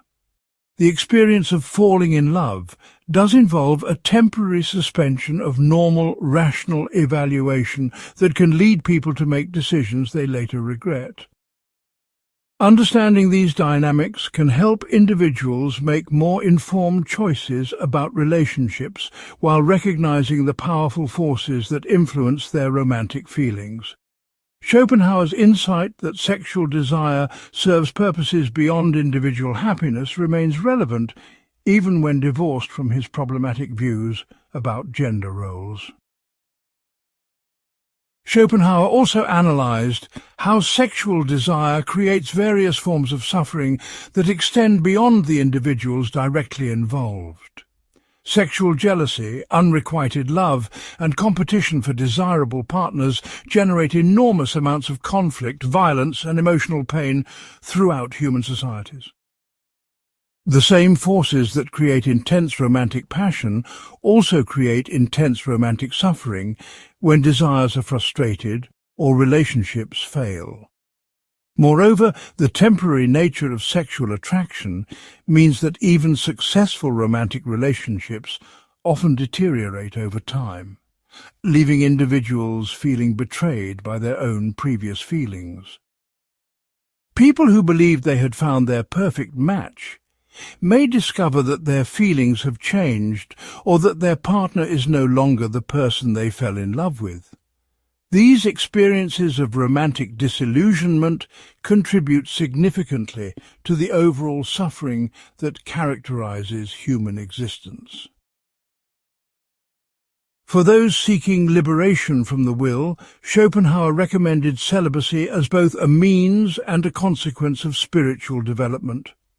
Sexual desire represents one of the will's most powerful and persistent demands, making it extremely difficult to achieve the detachment necessary for genuine self-transcendence. As long as a person remains sexually active, they remain entangled in the biological and emotional dynamics that keep consciousness focused on worldly concerns. However, he emphasized that celibacy must arise naturally from diminished sexual interest rather than being imposed through moral discipline or religious obligation. Forced celibacy often increases rather than decreases sexual preoccupation, while spontaneous celibacy indicates that the will is already beginning to turn away from life. For most people, complete sexual renunciation remains impossible, but understanding the role of sexuality in maintaining attachment to existence can help reduce its compulsive power. Despite his negative assessment of romantic love and sexuality, Schopenhauer acknowledged that these experiences can sometimes provide genuine insights into the nature of reality. The intensity of sexual passion can temporarily dissolve the ego boundaries that normally separate individuals from each other. In moments of deep romantic connection, people may experience a kind of unity and transcendence that resembles the peace found in aesthetic contemplation or ethical insight. However, he cautioned that this transcendence is usually temporary and ultimately serves to strengthen rather than weaken attachment to the will. Sexual union creates the illusion of overcoming separateness, while actually reinforcing the biological drives that maintain individual existence. True transcendence requires moving beyond, rather than more deeply into the realm of sexual experience. Part 10. Death, Suicide, and the Indestructibility of Being. Schopenhauer's analysis of death represents one of his most profound and consoling philosophical insights. He argued that what we normally think of as death, the cessation of individual existence, is actually a transformation that occurs entirely within the phenomenal world of representation. The deeper reality, the will itself, is neither born nor dies, but continues eternally, manifesting through endless forms and individual beings. Understanding this truth can liberate us from the fear of death that torments most human consciousness and helps explain why suicide, despite appearing to offer escape from suffering, actually misses the mark in addressing our deepest existential problems.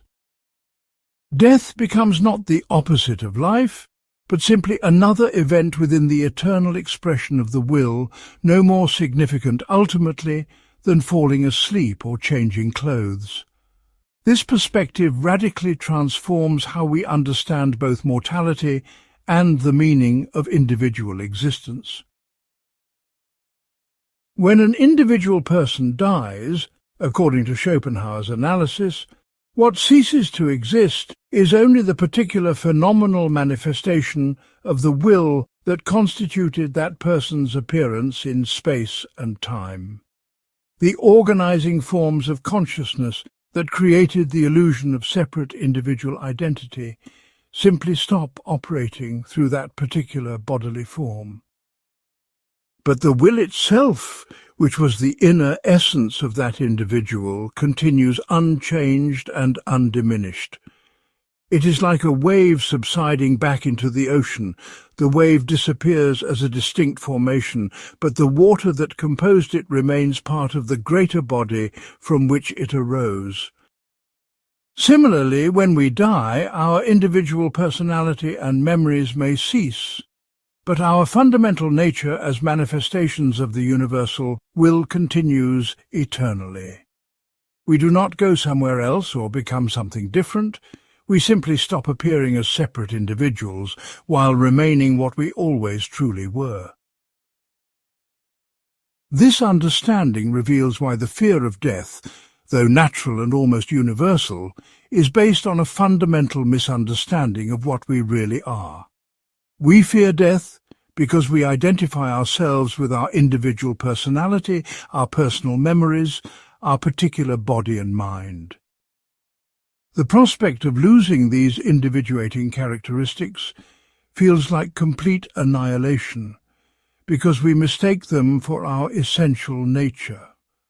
But Schopenhauer argued that our true identity lies much deeper than these phenomenal characteristics. What we really are is the eternal will that has temporarily taken the form of this particular individual, but is not essentially limited to or defined by this form. Recognizing this deeper identity does not eliminate the natural reluctance to face bodily death, but it does remove the existential terror that comes from believing death represents total extinction. Schopenhauer supported this analysis by pointing to various forms of evidence for the indestructibility of our essential nature.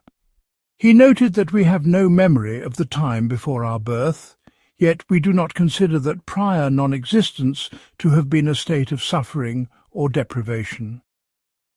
If death simply returns us to the same condition we were in before birth, then death should be no more disturbing than that previous state of non-manifestation. The fact that we did not suffer before we were born suggests that we will not suffer after we die, at least not in any way that affects our current individual consciousness. The anxiety we feel about death comes from imagining it as a continuation of current consciousness in a state of deprivation.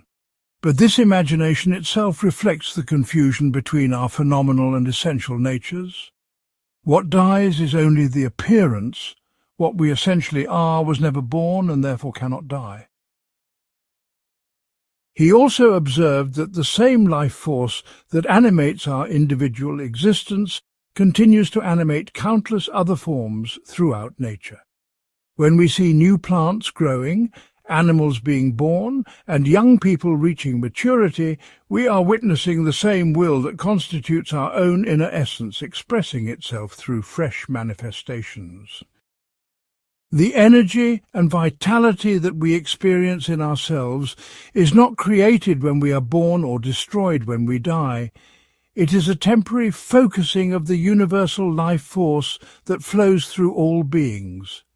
In this sense, we are already participating in a kind of immortality through our connection to the ongoing creative activity of the will. Individual forms come and go, but the underlying reality that expresses itself through these forms is permanent and indestructible.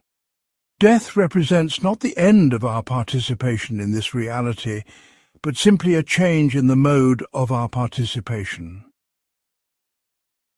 This analysis led Schopenhauer to develop a complex and nuanced understanding of suicide that differed sharply from both religious condemnations and secular justifications of self-inflicted death. He argued that suicide is neither morally wrong in the sense of violating divine commands, nor philosophically correct as a solution to the problem of suffering. Instead, suicide represents a fundamental misunderstanding of the nature of both suffering and liberation. The person who commits suicide still wants to live, but cannot tolerate the particular circumstances and conditions of their current existence. They are trying to escape the suffering that comes from willing, while still affirming the basic will to live that creates all suffering. Suicide destroys the manifestation while leaving the underlying cause of suffering completely intact. According to Schopenhauer's analysis, suicide attempts to solve the wrong problem through the wrong method.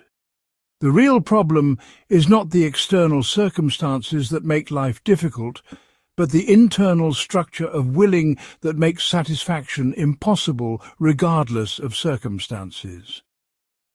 A person might commit suicide because of poverty, illness, romantic rejection, or social disgrace, but these external problems are merely occasions for suffering rather than its fundamental cause. Even if the suicide could magically eliminate these particular problems while preserving their life, new problems would inevitably arise because the will continues to generate dissatisfaction through its essential nature. The method of violent self-destruction also fails because it represents an act of will rather than the transcendence of willing that genuine liberation requires. Suicide is ultimately a passionate, willful response to suffering rather than the peaceful resignation that comes from true wisdom. However, Schopenhauer distinguished suicide from the gradual turning away from life that characterizes genuine denial of the will. The saint or sage who loses interest in continued existence does so without violence or desperation, simply allowing the will's attachment to individual life to fade naturally. This process involves no rejection of life's conditions, but rather a complete loss of motivation to fulfill life's demands. Such individuals may continue living for many years after achieving this state, maintaining their bodily existence without attachment while remaining completely indifferent to whether that existence continues or ceases. When death comes to such a person, it represents the natural completion of a process that began long before, rather than a violent interruption of ongoing desire and striving. This kind of death involves no suffering because there is no longer an individual ego to experience loss or dissolution. Schopenhauer also had great compassion for those who chose suicide while recognizing the philosophical errors that typically motivate such choices. He understood that the suffering which drives people to self-destruction can become so intense that rational considerations become impossible to maintain. A person in extreme psychological or physical pain may be incapable of the kind of philosophical reflection that reveals suicide's ultimate futility.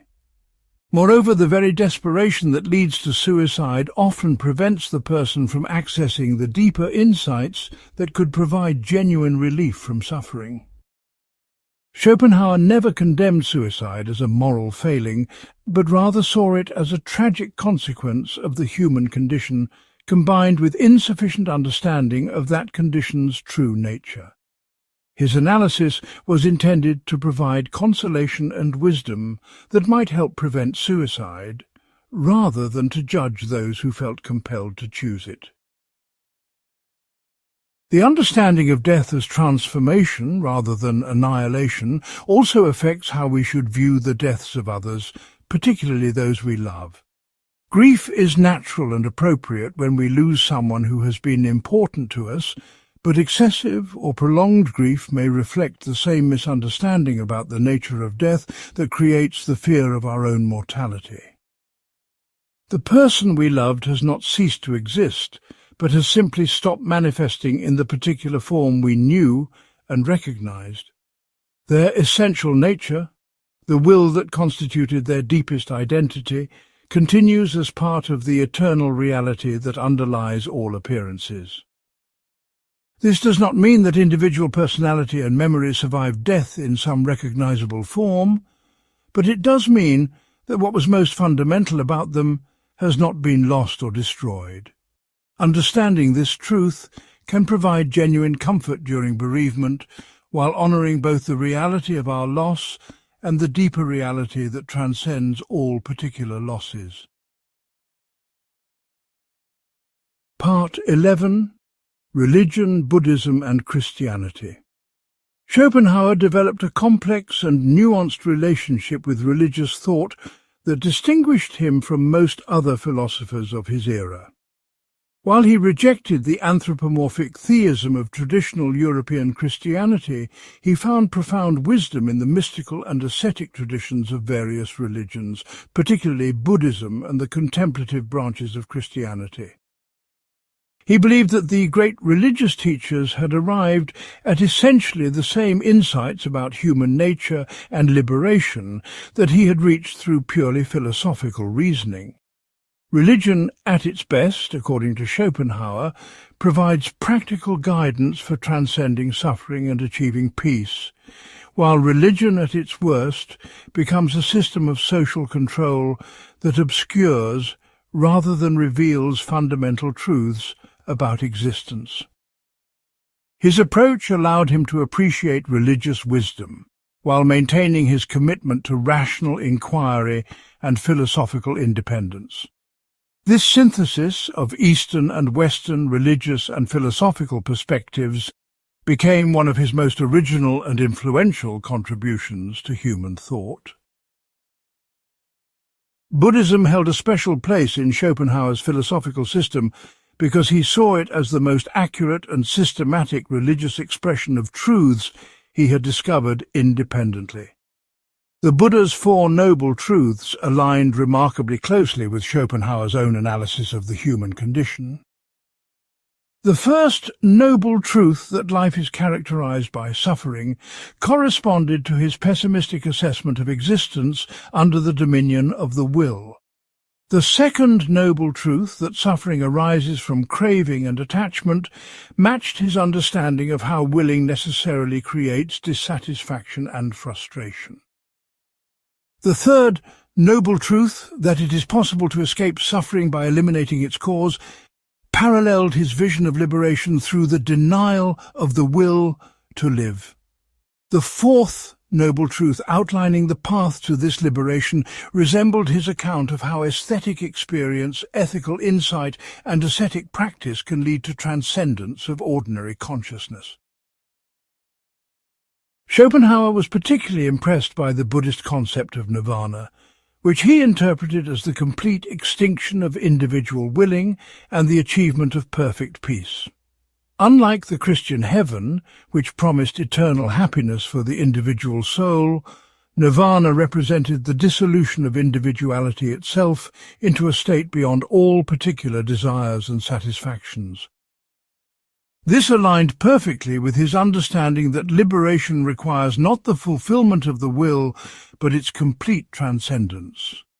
He saw the Buddhist emphasis on meditation, detachment, and the recognition of impermanence as practical methods for achieving the kind of consciousness transformation he described philosophically. The Buddhist teaching that all individual existence is ultimately illusory corresponded to his insight about Maya and the phenomenal nature of separation. He often quoted Buddhist texts and considered himself to be providing a rational Western foundation for truths that Buddhism had preserved through centuries of contemplative practice. However, Schopenhauer also recognized important differences between his philosophical approach and traditional Buddhist teachings. Buddhism typically presents its insights within a religious framework that includes beliefs about karma, rebirth and cosmic justice that Schopenhauer could not accept on purely rational grounds. While he found these concepts useful as metaphors for understanding the continuity of the will across different manifestations, he could not endorse them as literal truths about individual survival after death. He appreciated Buddhist ethics and psychology while remaining skeptical about Buddhist cosmology and metaphysics. Similarly, he valued Buddhist meditation practices as means for achieving the kind of consciousness transformation he advocated, but he insisted that such practices should be understood in philosophical rather than supernatural terms. His approach was to extract the essential insights from Buddhism while translating them into language and concepts that could withstand rational scrutiny. Schopenhauer's relationship with Christianity was more complex and ambivalent than his appreciation for Buddhism. He strongly rejected the mainstream Christian emphasis on a personal God who created the world, judges human actions, and intervenes in natural processes. He considered such anthropomorphic theism to be a sophisticated form of mythology that reflected human psychological needs rather than objective truth about reality. The Christian promise of eternal reward and punishment seemed to him to perpetuate rather than transcend the ego-based consciousness that creates suffering in the first place. Moreover, he was deeply critical of organized Christianity's historical involvement in political power, social oppression, and intellectual censorship. He saw institutional Christianity as often contradicting the very teachings it claimed to represent. Nevertheless, Schopenhauer found profound wisdom in the mystical and ascetic traditions within Christianity, particularly in the lives and writings of saints who had achieved genuine transcendence of worldly concerns. He admired figures like Meister Eckhart, whose teachings about the dissolution of individual will in union with the divine paralleled his own insights about the denial of the will to live. The Christian emphasis on love, compassion and self-sacrifice resonated with his understanding of ethics as arising from the recognition of fundamental unity beneath apparent separation. He saw the Christian teaching that we should love our neighbours as ourselves as an expression of the literal truth that self and other are ultimately identical. The Christian ideal of renouncing worldly pleasures and ambitions aligned with his vision of liberation through the gradual loss of interest in all forms of willing. What he objected to was not these essential insights, but rather their embedding within a theological framework that he considered rationally untenable. Schopenhauer argued that the greatest religious teachers throughout history had achieved direct insight into the nature of reality through contemplative practice, and had then expressed these insights using the cultural and conceptual resources available to them. The Buddha, Jesus, and other enlightened figures had experienced the same fundamental truths about suffering, compassion, and liberation. But they had articulated these truths using different symbols, stories, and theoretical frameworks. The diversity of religious traditions reflected not contradictory claims about reality, but rather different cultural expressions of the same underlying wisdom. This perspective allowed Schopenhauer to appreciate the essential teachings of various religions while remaining critical of their particular dogmas and institutional forms. He saw his own philosophy as providing a universal rational foundation that could unify the best insights from different religious traditions while eliminating their culturally specific and rationally problematic elements. Philosophy and religion at their best were addressing the same fundamental questions and arriving at compatible answers. This approach led Schopenhauer to develop what might be called a philosophical religion that combined rational analysis with contemplative practice. He believed that intellectual understanding of the nature of willing and representation needed to be supplemented by direct experiential insight into these truths.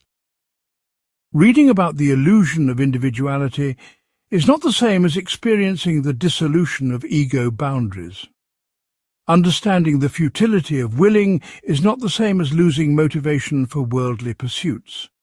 Religious practices like meditation, contemplation and ascetic discipline could help bridge the gap between intellectual knowledge and lived realization. However, he insisted that such practices should be undertaken with full rational understanding of their purpose and methods, rather than as acts of faith in supernatural doctrines.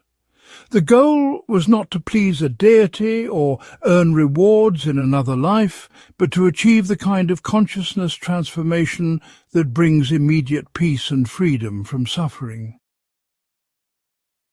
Schopenhauer's appreciation for religious wisdom also influenced his critique of the shallow optimism and materialistic focus of much Enlightenment thought. While he valued reason and scientific inquiry, he believed that purely secular philosophies often ignored the deeper questions about meaning, suffering, and transcendence that religious traditions had kept alive. The Enlightenment emphasis on progress, happiness, and worldly achievement seemed to him to perpetuate the very illusions that caused human misery. Religious traditions, despite their theoretical limitations, had at least recognized that ordinary consciousness and conventional values were inadequate for addressing the deepest human needs. They had preserved practices and insights that could help individuals transcend the ego-based perspective that creates most suffering. Schopenhauer saw his philosophy as continuing this religious concern with ultimate questions while updating the methods and concepts used to address them. However, Schopenhauer also warned against the dangers of religious fanaticism, dogmatism, and institutional corruption that had historically accompanied organized religion. When religious insights became codified into rigid doctrines that believers were expected to accept without question, religion lost its capacity to promote genuine understanding and transformation. When religious institutions became vehicles for political power and social control, they often acted directly contrary to the compassionate teachings they claimed to represent. When religious practices became mechanical rituals performed out of habit or social pressure rather than genuine seeking, they ceased to serve their original purpose of promoting liberation. Schopenhauer advocated for a return to the essential spirit of religion while rejecting its accidental historical accumulations of superstition, power-seeking, and intellectual dishonesty. True religion, like true philosophy, required complete honesty, intellectual courage, and willingness to follow insights wherever they might lead. The synthesis of philosophical and religious perspectives that Schopenhauer achieved had a profound influence on later thinkers who were seeking alternatives to both dogmatic religion and shallow materialism.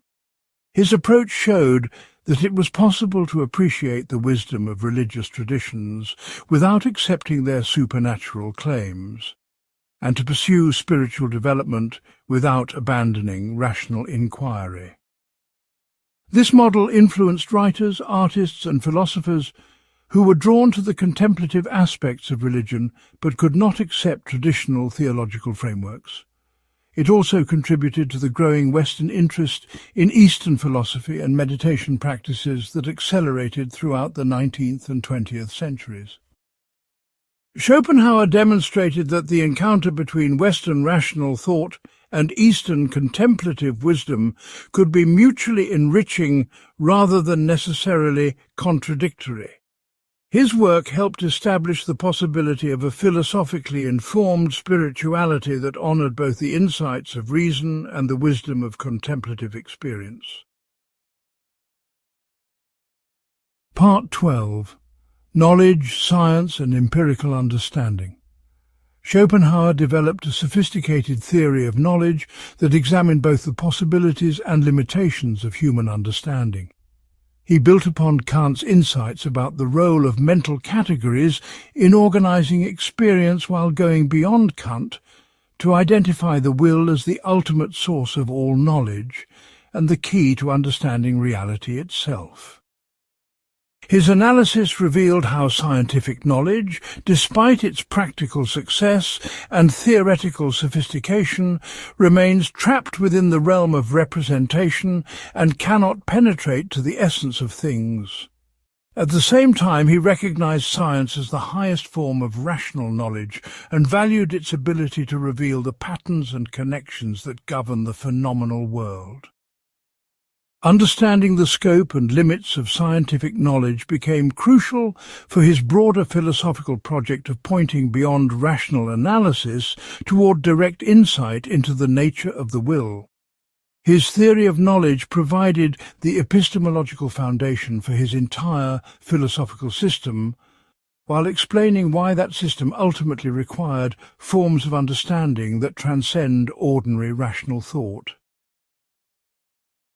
All human knowledge, according to Schopenhauer's analysis, begins with intuitive perception of individual objects in space and time. This perceptual knowledge is immediate, concrete, and rich in detail, but it remains limited to particular things and events that we encounter through our senses. When we see a tree, hear a sound, or feel a texture, we are gaining direct acquaintance with specific manifestations of the will, but we are not yet understanding the general principles or universal laws that govern such manifestations. Perceptual knowledge provides the raw material for all higher forms of understanding, but by itself it cannot explain, predict, or systematically organize what we experience.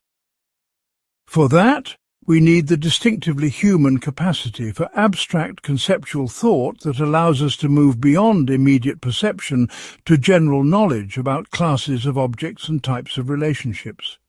This transition from intuitive to abstract knowledge represents both a gain in generality and scope and a loss in immediacy and concreteness. Conceptual knowledge operates by grouping particular perceptions into general categories and identifying the relationships between these categories. When we form the concept tree, we abstract from all the specific differences between individual trees to focus on their common characteristics. This allows us to think about trees in general, rather than being limited to whatever particular trees we happen to encounter. We can make statements like, trees require sunlight to grow that apply to all trees everywhere, not just to the specific trees we have observed. Conceptual knowledge thus gains universality and predictive power by sacrificing the rich particularity of immediate perception. We can think about thousands of trees through the single concept tree, but the concept itself contains far less information about any particular tree than direct perception of that tree would provide. Science represents the highest development of conceptual knowledge through its systematic search for universal laws and causal explanations.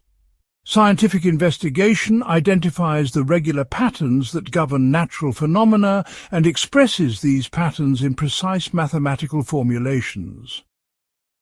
When physics discovers that force equals mass times acceleration, it is revealing a universal relationship that applies to all physical interactions regardless of their particular circumstances. When chemistry identifies the atomic structure of different elements, it is uncovering the fundamental principles that explain why different substances behave as they do. When biology discovers the mechanisms of heredity and evolution, it is revealing the universal processes that govern all living systems. Scientific knowledge thus achieves remarkable scope and precision by identifying the abstract mathematical and logical structures that underlie the apparent diversity of natural phenomena.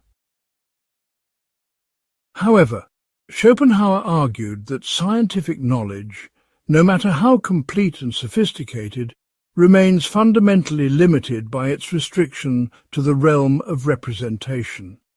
Science can discover how phenomena are related to each other through space, time, and causation, but it cannot explain why there are phenomena at all, or what gives rise to the entire representational world. It can trace causal connections between events and identify the mathematical laws that govern these connections, but it cannot penetrate to the inner essence of the forces that manifest through these laws. Physics can describe gravitational attraction with extraordinary precision, but it cannot tell us what gravity actually is beyond its measurable effects. Biology can map the mechanisms of life processes in remarkable detail, but it cannot explain what life itself is beyond its observable manifestation. Science operates entirely within the world of appearances and has no access to the thing in itself that underlies all appearances. This limitation becomes particularly evident when science attempts to understand consciousness and subjective experience. Neuroscience can map the brain processes that correlate with different mental states and can even predict some aspects of behavior based on brain activity. But it cannot explain how objective neural events give rise to subjective experiences, like the redness of red, the pain of pain, or the feeling of love. The scientific method is designed to study objective, measurable phenomena that can be observed from the outside. Consciousness, however, is inherently subjective and can only be known from the inside, from the first-person perspective of the experiencing subject.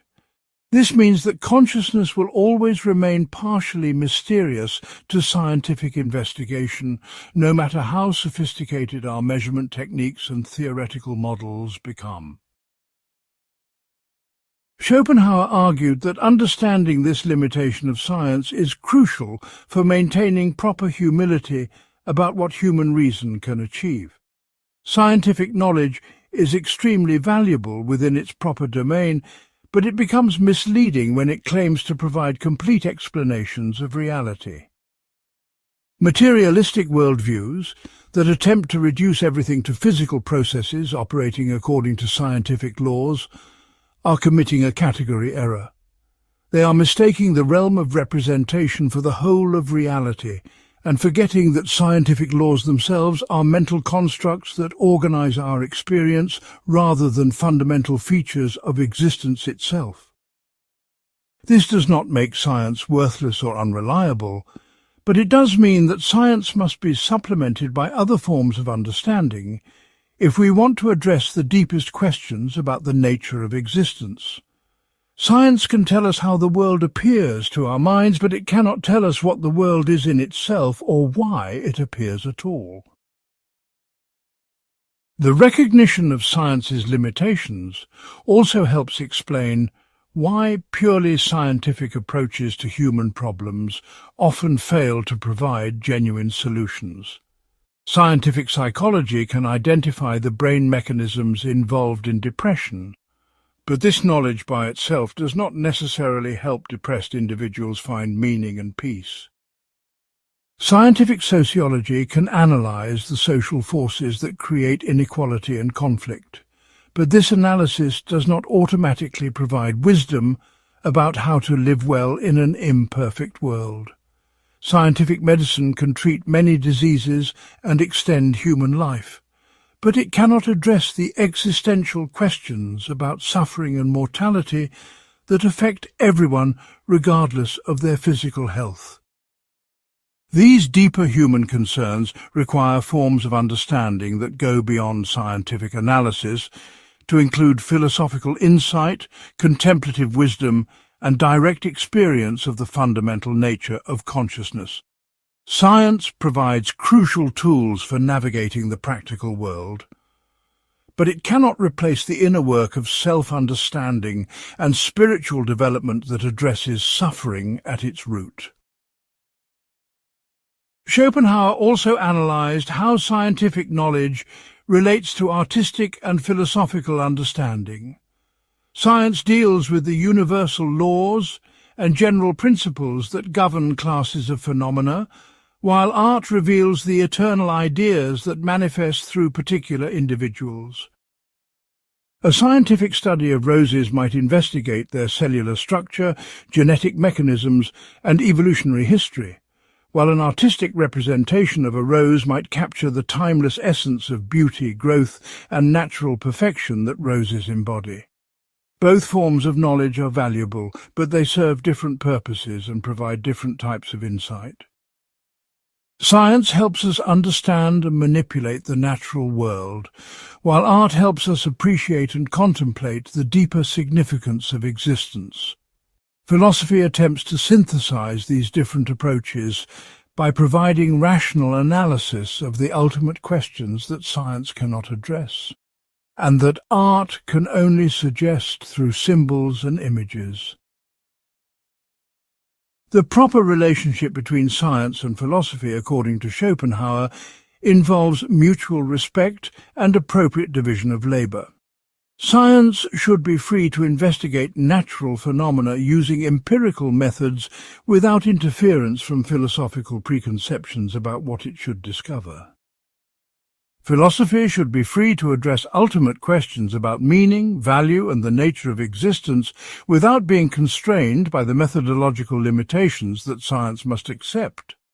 Both enterprises can inform and enrich each other without either one claiming authority over the other's proper domain. Scientists who ignore philosophical questions about the nature and limits of knowledge may fall into naive realism or reductive materialism. Philosophers who ignore scientific discoveries about the natural world may develop theories that are disconnected from empirical reality. The ideal approach combines scientific rigor in investigating phenomena with philosophical depth, in reflecting on the significance and limitations of such investigations. This synthesis allows us to appreciate both the power and the limits of human reason, while remaining open to forms of understanding that transcend rational analysis altogether. Part 13. Genius, Talent and Intellectual Capability. Schopenhauer developed a distinctive theory of genius that connected intellectual and artistic excellence to the capacity for transcending ordinary ego-driven consciousness. He argued that genius involves the rare ability to perceive the eternal ideas directly rather than being limited to particular objects and personal interests. This capacity allows genuinely gifted individuals to create works of art, literature and philosophy that speak to universal aspects of human experience and reveal truths that remain hidden from ordinary consciousness.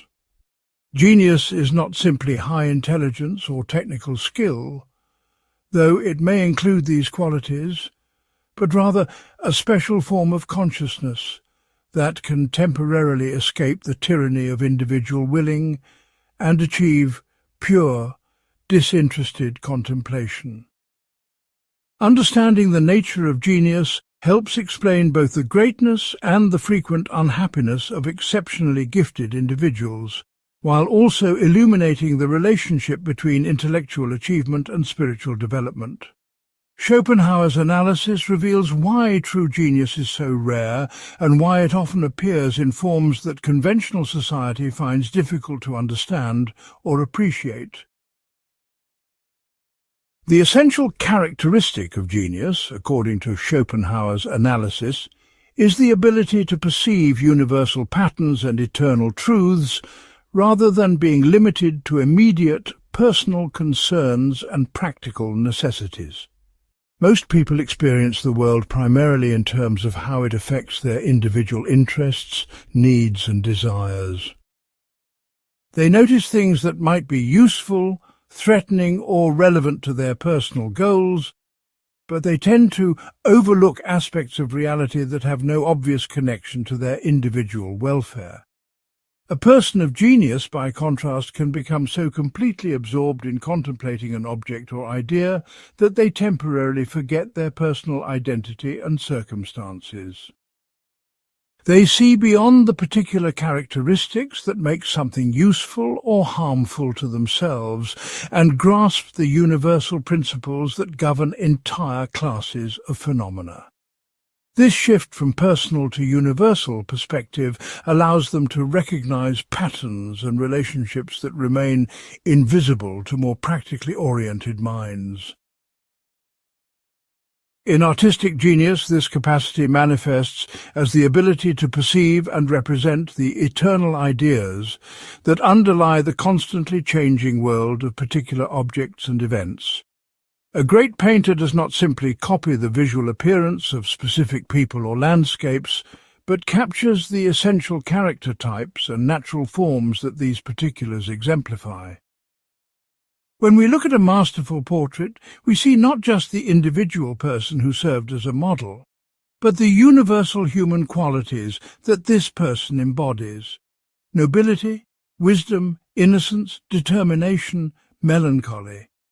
Similarly, a great landscape painting reveals not just a particular place at a particular time, but the eternal ideas of mountain, forest, sky and water that make all such places beautiful and significant. The artistic genius has the rare gift of seeing through the veil of individuation to the timeless patterns that govern both natural forms and human character. This allows them to create works that speak to people across all cultural and historical differences because they are expressing truths about the permanent structures of reality itself. Literary genius operates through language and narrative to reveal the universal patterns that govern human psychology, relationships, and moral development. A great novelist like Shakespeare or Dostoevsky creates characters who embody eternal human types while also remaining psychologically convincing as particular individuals.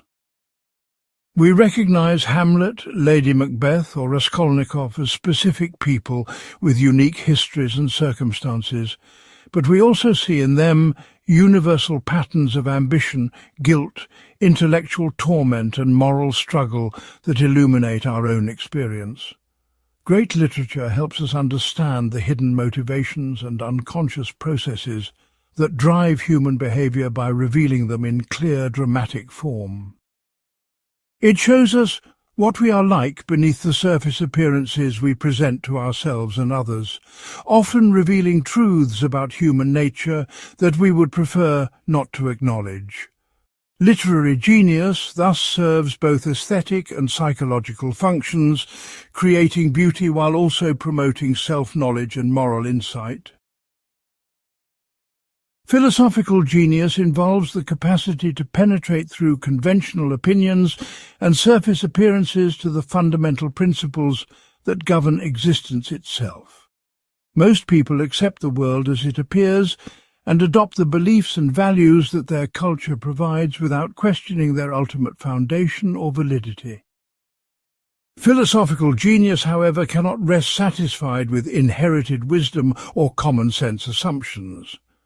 It compels individuals to ask the deepest questions about reality, knowledge, morality and meaning, pursuing these questions with relentless honesty regardless of where they might lead. Great philosophers like Plato, Kant, or Schopenhauer himself develop entirely new ways of understanding fundamental issues that had previously been taken for granted or inadequately analyzed. They create conceptual frameworks that illuminate aspects of experience that had remained hidden or confused, often revealing that our ordinary assumptions about reality are systematically misleading. However, Schopenhauer emphasized that genius always comes at a significant personal cost because it involves a kind of consciousness that is poorly adapted to the practical demands of ordinary life. People of genius tend to be absorbed in the contemplation of universal truths rather than focused on immediate personal advantages and social success. They may neglect their health, finances, and relationships while pursuing insights that seem more important to them than conventional forms of achievement. Their ability to see beyond conventional perspectives also makes them critical of social institutions and cultural values that most people accept, without question. This critical stance often creates conflict with family members, colleagues, and social authorities who prefer conformity to innovation. Moreover, the same sensitivity that allows genius to perceive subtle truths and create beautiful works also makes these individuals more vulnerable to suffering from the harsh realities of existence. Schopenhauer distinguished between genuine genius and mere talent, though he recognized that this distinction can be difficult to make in practice.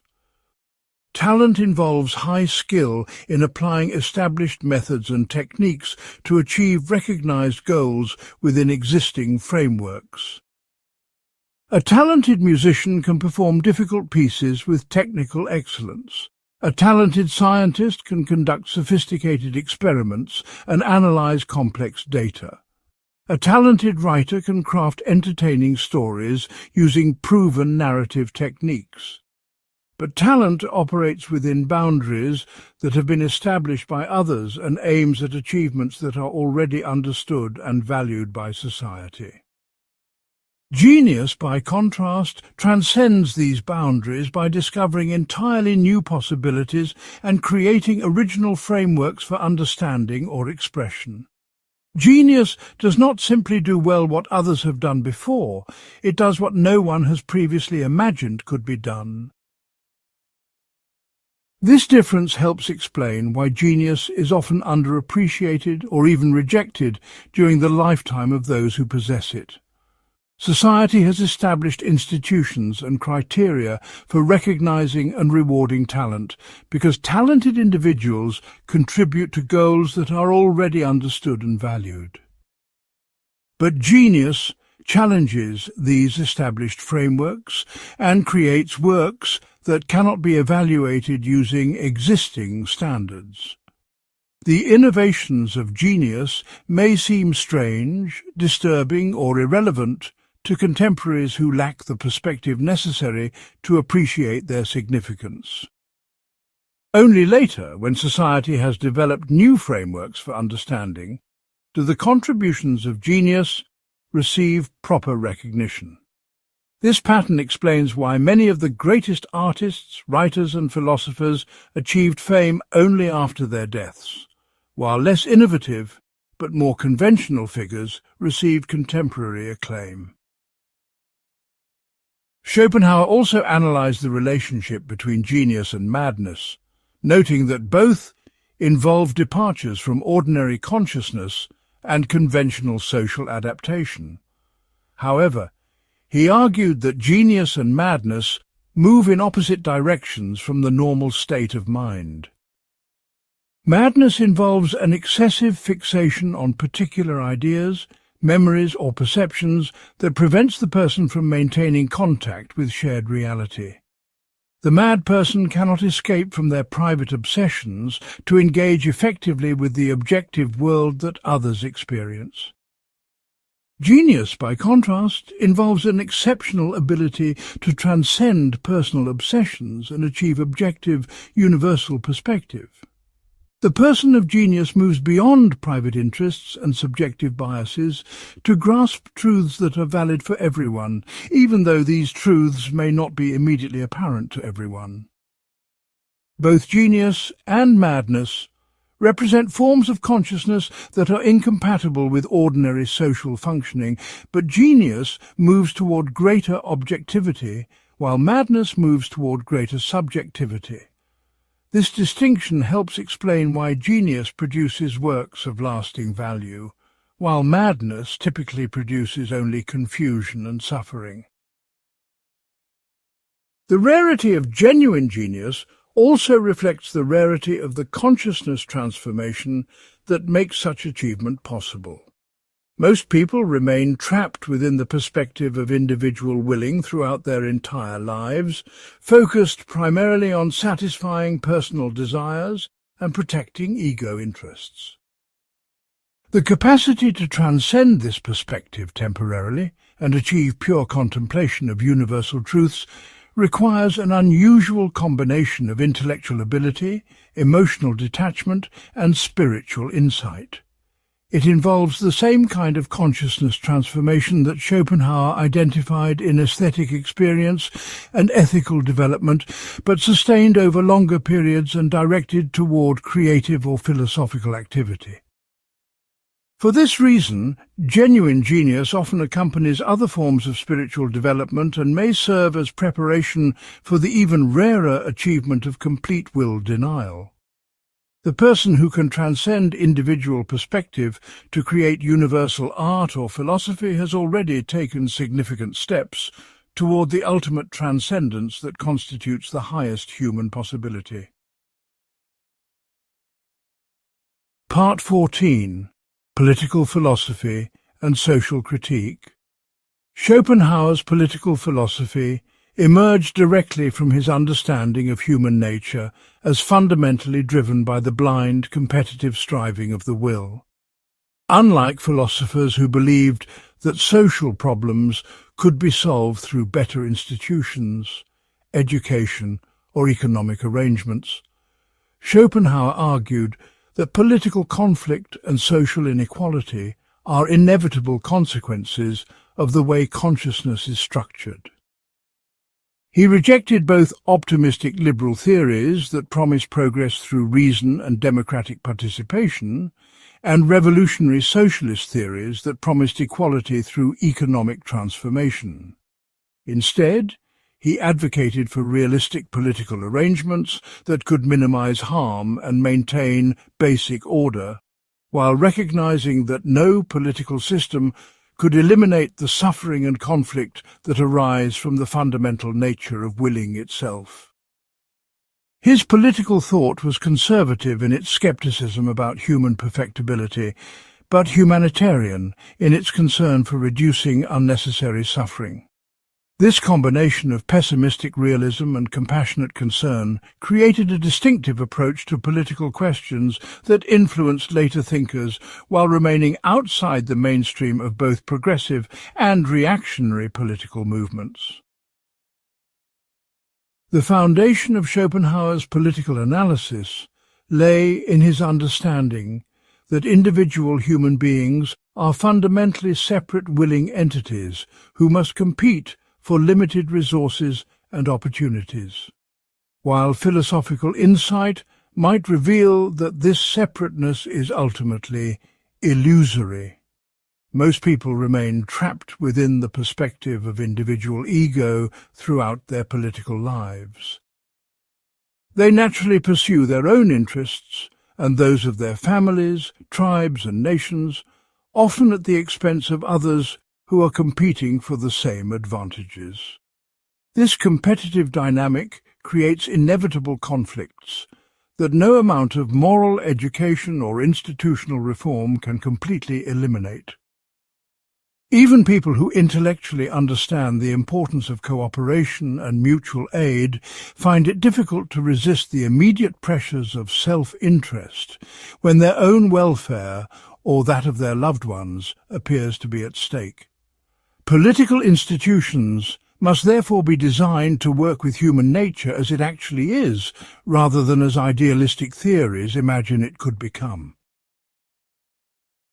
This realistic assessment led Schopenhauer to support constitutional monarchy as the form of government best suited to managing the inevitable conflicts of political life. He believed that concentrating final authority in a single individual who stood above factional competition could provide stability and impartial judgment that democratic systems often lacked. However, this monarchical authority needed to be limited by constitutional provisions that protected individual rights and prevented the abuse of power. The ideal system would combine the efficiency and impartiality of monarchical decision-making with the protection of liberty that constitutional limits could provide. Democratic systems, in Schopenhauer's view, tended to degenerate into factional conflict, where different groups struggled to use political power for their own advantage rather than for the common good. The majority rule principle could easily become a mechanism for oppressing minorities, while the competitive nature of democratic politics encouraged demagogy and short-term thinking rather than wise and principled governance. Schopenhauer was particularly critical of the optimistic assumptions that underlay much liberal and democratic political theory. Enlightenment thinkers had argued that education, rational discussion and democratic participation would gradually lead to better political decisions and more just social arrangements. But Schopenhauer doubted that most people possessed either the intellectual capacity or the moral motivation necessary for such rational political engagement. The majority of citizens were too focused on their immediate personal concerns to develop informed opinions about complex political questions. Even when they did form political opinions, these were usually based more on emotion, prejudice and self-interest than on careful analysis of evidence and principles. Democratic politics therefore tended to reward politicians who could manipulate popular emotions rather than those who offered wise and principled leadership. The result was often government by the lowest common denominator rather than government by the most capable and enlightened citizens. This analysis led Schopenhauer to prefer systems that concentrated authority in educated elites rather than distributing it among the masses. However, Schopenhauer's political conservatism was balanced by his humanitarian concern for reducing suffering and protecting the vulnerable. While he doubted that political action could create a just and harmonious society, he believed that government had important responsibilities for preventing unnecessary cruelty and maintaining basic conditions for human flourishing. He strongly supported legal protections for individual liberty, including freedom of thought, expression and religion. He advocated for humane treatment of criminals, arguing that punishment should focus on deterrence and rehabilitation rather than revenge. He was particularly concerned about the treatment of animals and believed that laws should protect them from unnecessary cruelty and exploitation. His compassionate ethics led him to support social policies that would reduce suffering even when he doubted the ultimate effectiveness of political solutions to human problems. Schopenhauer's analysis of economic questions reflected his broader skepticism about material progress as a solution to human suffering. He recognized that extreme poverty created unnecessary hardship and that society had obligations to provide basic necessities for all its members. However, he doubted that increasing general prosperity would significantly reduce human misery because new wealth typically generated new desires and forms of competition rather than lasting satisfaction. Wealthy societies might eliminate some forms of suffering related to material deprivation, but they often developed new sources of anxiety, status competition, and existential emptiness. The will's capacity for generating dissatisfaction was not limited by external circumstances. It could find ways to create suffering regardless of how favourable material conditions became. This insight led him to support moderate economic reforms that could reduce extreme hardship, while remaining sceptical about promises that economic progress would create a fundamentally better human condition. He was particularly critical of socialist theories that promised to eliminate inequality and create perfect justice through revolutionary transformation of economic relationships. While he sympathized with concerns about exploitation and unfair distribution of resources, he doubted that changing economic systems could eliminate the competitive dynamics that arise from the nature of willing itself. Socialist societies might redistribute wealth more equally, but they would still face conflicts between individual desires and collective needs. The same human drives that created problems under capitalism would find new ways to express themselves under socialism. Moreover, the concentration of economic power in government hands that socialism required could easily lead to political tyranny and the suppression of individual liberty. Schopenhauer preferred market systems with appropriate regulations and safety nets to revolutionary schemes that promised perfect equality at the cost of freedom and efficiency.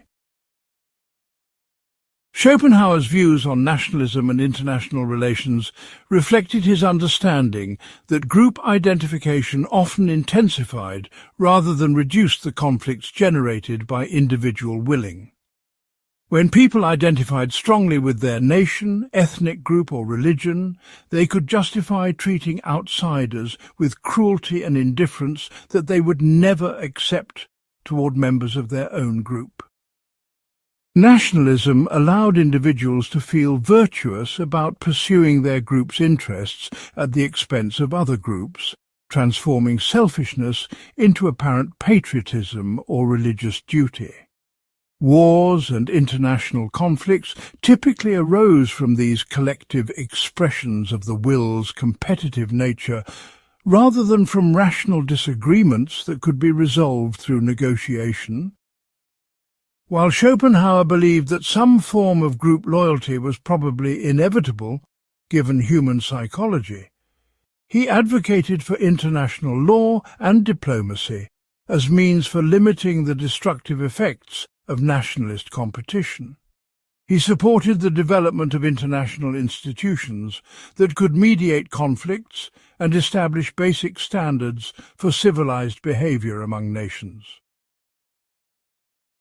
Despite his generally pessimistic assessment of political possibilities, Schopenhauer believed that philosophical insight and spiritual development could gradually improve political life by reducing the intensity of competitive willing among at least some individuals. People who achieved greater understanding of the illusory nature of individual separation might become more capable of genuine concern for others and less driven by narrow self-interest. Those who experienced the peace that comes from aesthetic contemplation or ethical insight might be less likely to support policies based on hatred, revenge, or exploitation. While such transformation would always remain rare, it could provide leaven for gradual improvement in the quality of political leadership and public discourse. Education that promoted self-knowledge and contemplative wisdom could contribute more to political progress than education focused purely on technical skills or ideological indoctrination. The ultimate solution to political problems lay not in better institutions, but in the kind of consciousness transformation that made individuals less prone to the competitive willing that created political conflicts in the first place. Part 15. Influence and Legacy. The influence of Arthur Schopenhauer's philosophy extended far beyond academic circles to transform literature, music, psychology, and popular culture throughout the 19th and 20th centuries. Despite being largely ignored during his early career, his ideas eventually reached some of the most creative and influential minds of the modern era. Writers, artists, composers and thinkers found in his philosophy a sophisticated framework for understanding the darker aspects of human experience that optimistic Enlightenment thought had largely ignored. His unflinching analysis of suffering, his insights into the unconscious drives that motivate human behavior, and his vision of transcendence through art and contemplation provided intellectual tools for grappling with the complexities of modern life. The scope and depth of his influence demonstrate the enduring relevance of his central insights, even as subsequent thinkers modified, criticized, or built upon his specific formulations. Understanding this influence helps illuminate both the historical significance of Schopenhauer's work and its continued importance for contemporary discussions of consciousness, meaning, and human flourishing.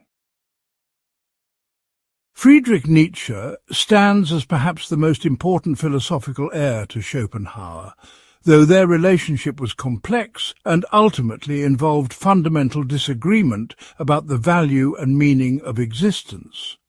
As a young man, Nietzsche encountered Schopenhauer's The World as Will and Representation and described it as the most important intellectual experience of his life. He was deeply influenced by Schopenhauer's insight that reality consists fundamentally of blind, irrational striving rather than rational order or divine purpose. Nietzsche adopted and developed Schopenhauer's understanding that conscious thought is only the surface of a much deeper unconscious reality that drives human behavior. He also embraced Schopenhauer's critique of conventional morality, as often serving interests other than those it explicitly claims to promote. However, Nietzsche ultimately rejected Schopenhauer's pessimistic conclusions about the value of existence and his recommendation that we should seek to escape the will through denial and asceticism. Instead, Nietzsche argued that we should embrace and affirm the will to power that he saw as the fundamental drive underlying all existence. Where Schopenhauer saw the will as a source of inevitable suffering that we should seek to transcend, Nietzsche saw it as the creative force that makes possible all achievement, beauty and meaning. He developed concepts like the overman and eternal recurrence as ways of celebrating rather than escaping the fundamental nature of existence. Nietzsche's philosophy can be understood as an ongoing dialogue with Schopenhauer, accepting many of his insights about human nature while drawing radically different conclusions about how we should respond to these insights. This creative engagement with Schopenhauer's ideas helped establish some of the most important themes in existential and postmodern philosophy. Even philosophers who disagreed with both Schopenhauer and Nietzsche found themselves addressing questions that their debate had made central to modern thought. Sigmund Freud acknowledged Schopenhauer as an important precursor to psychoanalysis, particularly for his insights into the unconscious sources of human motivation. Schopenhauer's analysis of how sexual desire operates beneath the surface of consciousness to influence behavior and decision-making anticipated many of Freud's discoveries about the role of repressed sexuality in psychological development.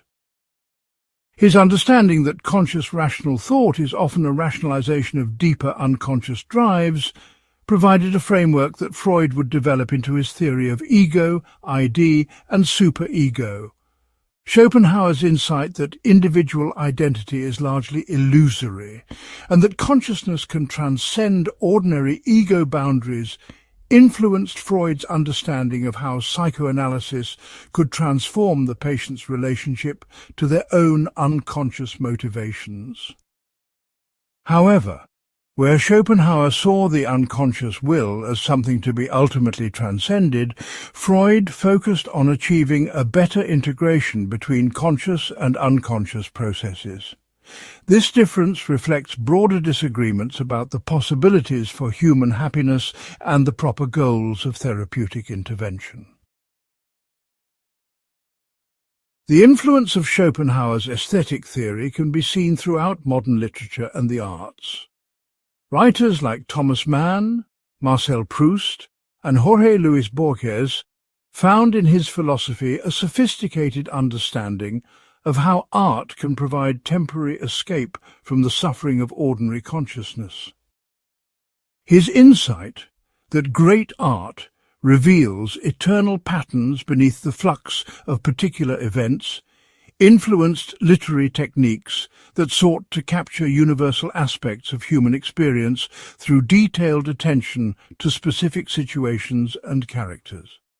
The idea that aesthetic contemplation involves a temporary dissolution of ego boundaries became important for understanding how readers and viewers can be transformed by encounters with genuine artistic achievement. His analysis of music as the most direct artistic expression of the will itself influenced composers and music theorists who sought to understand how instrumental music could convey profound emotional and philosophical content without relying on words or images. Richard Wagner, in particular, developed his concept of total artwork, partly based on Schopenhauer's understanding of music's unique capacity to express the deepest levels of reality.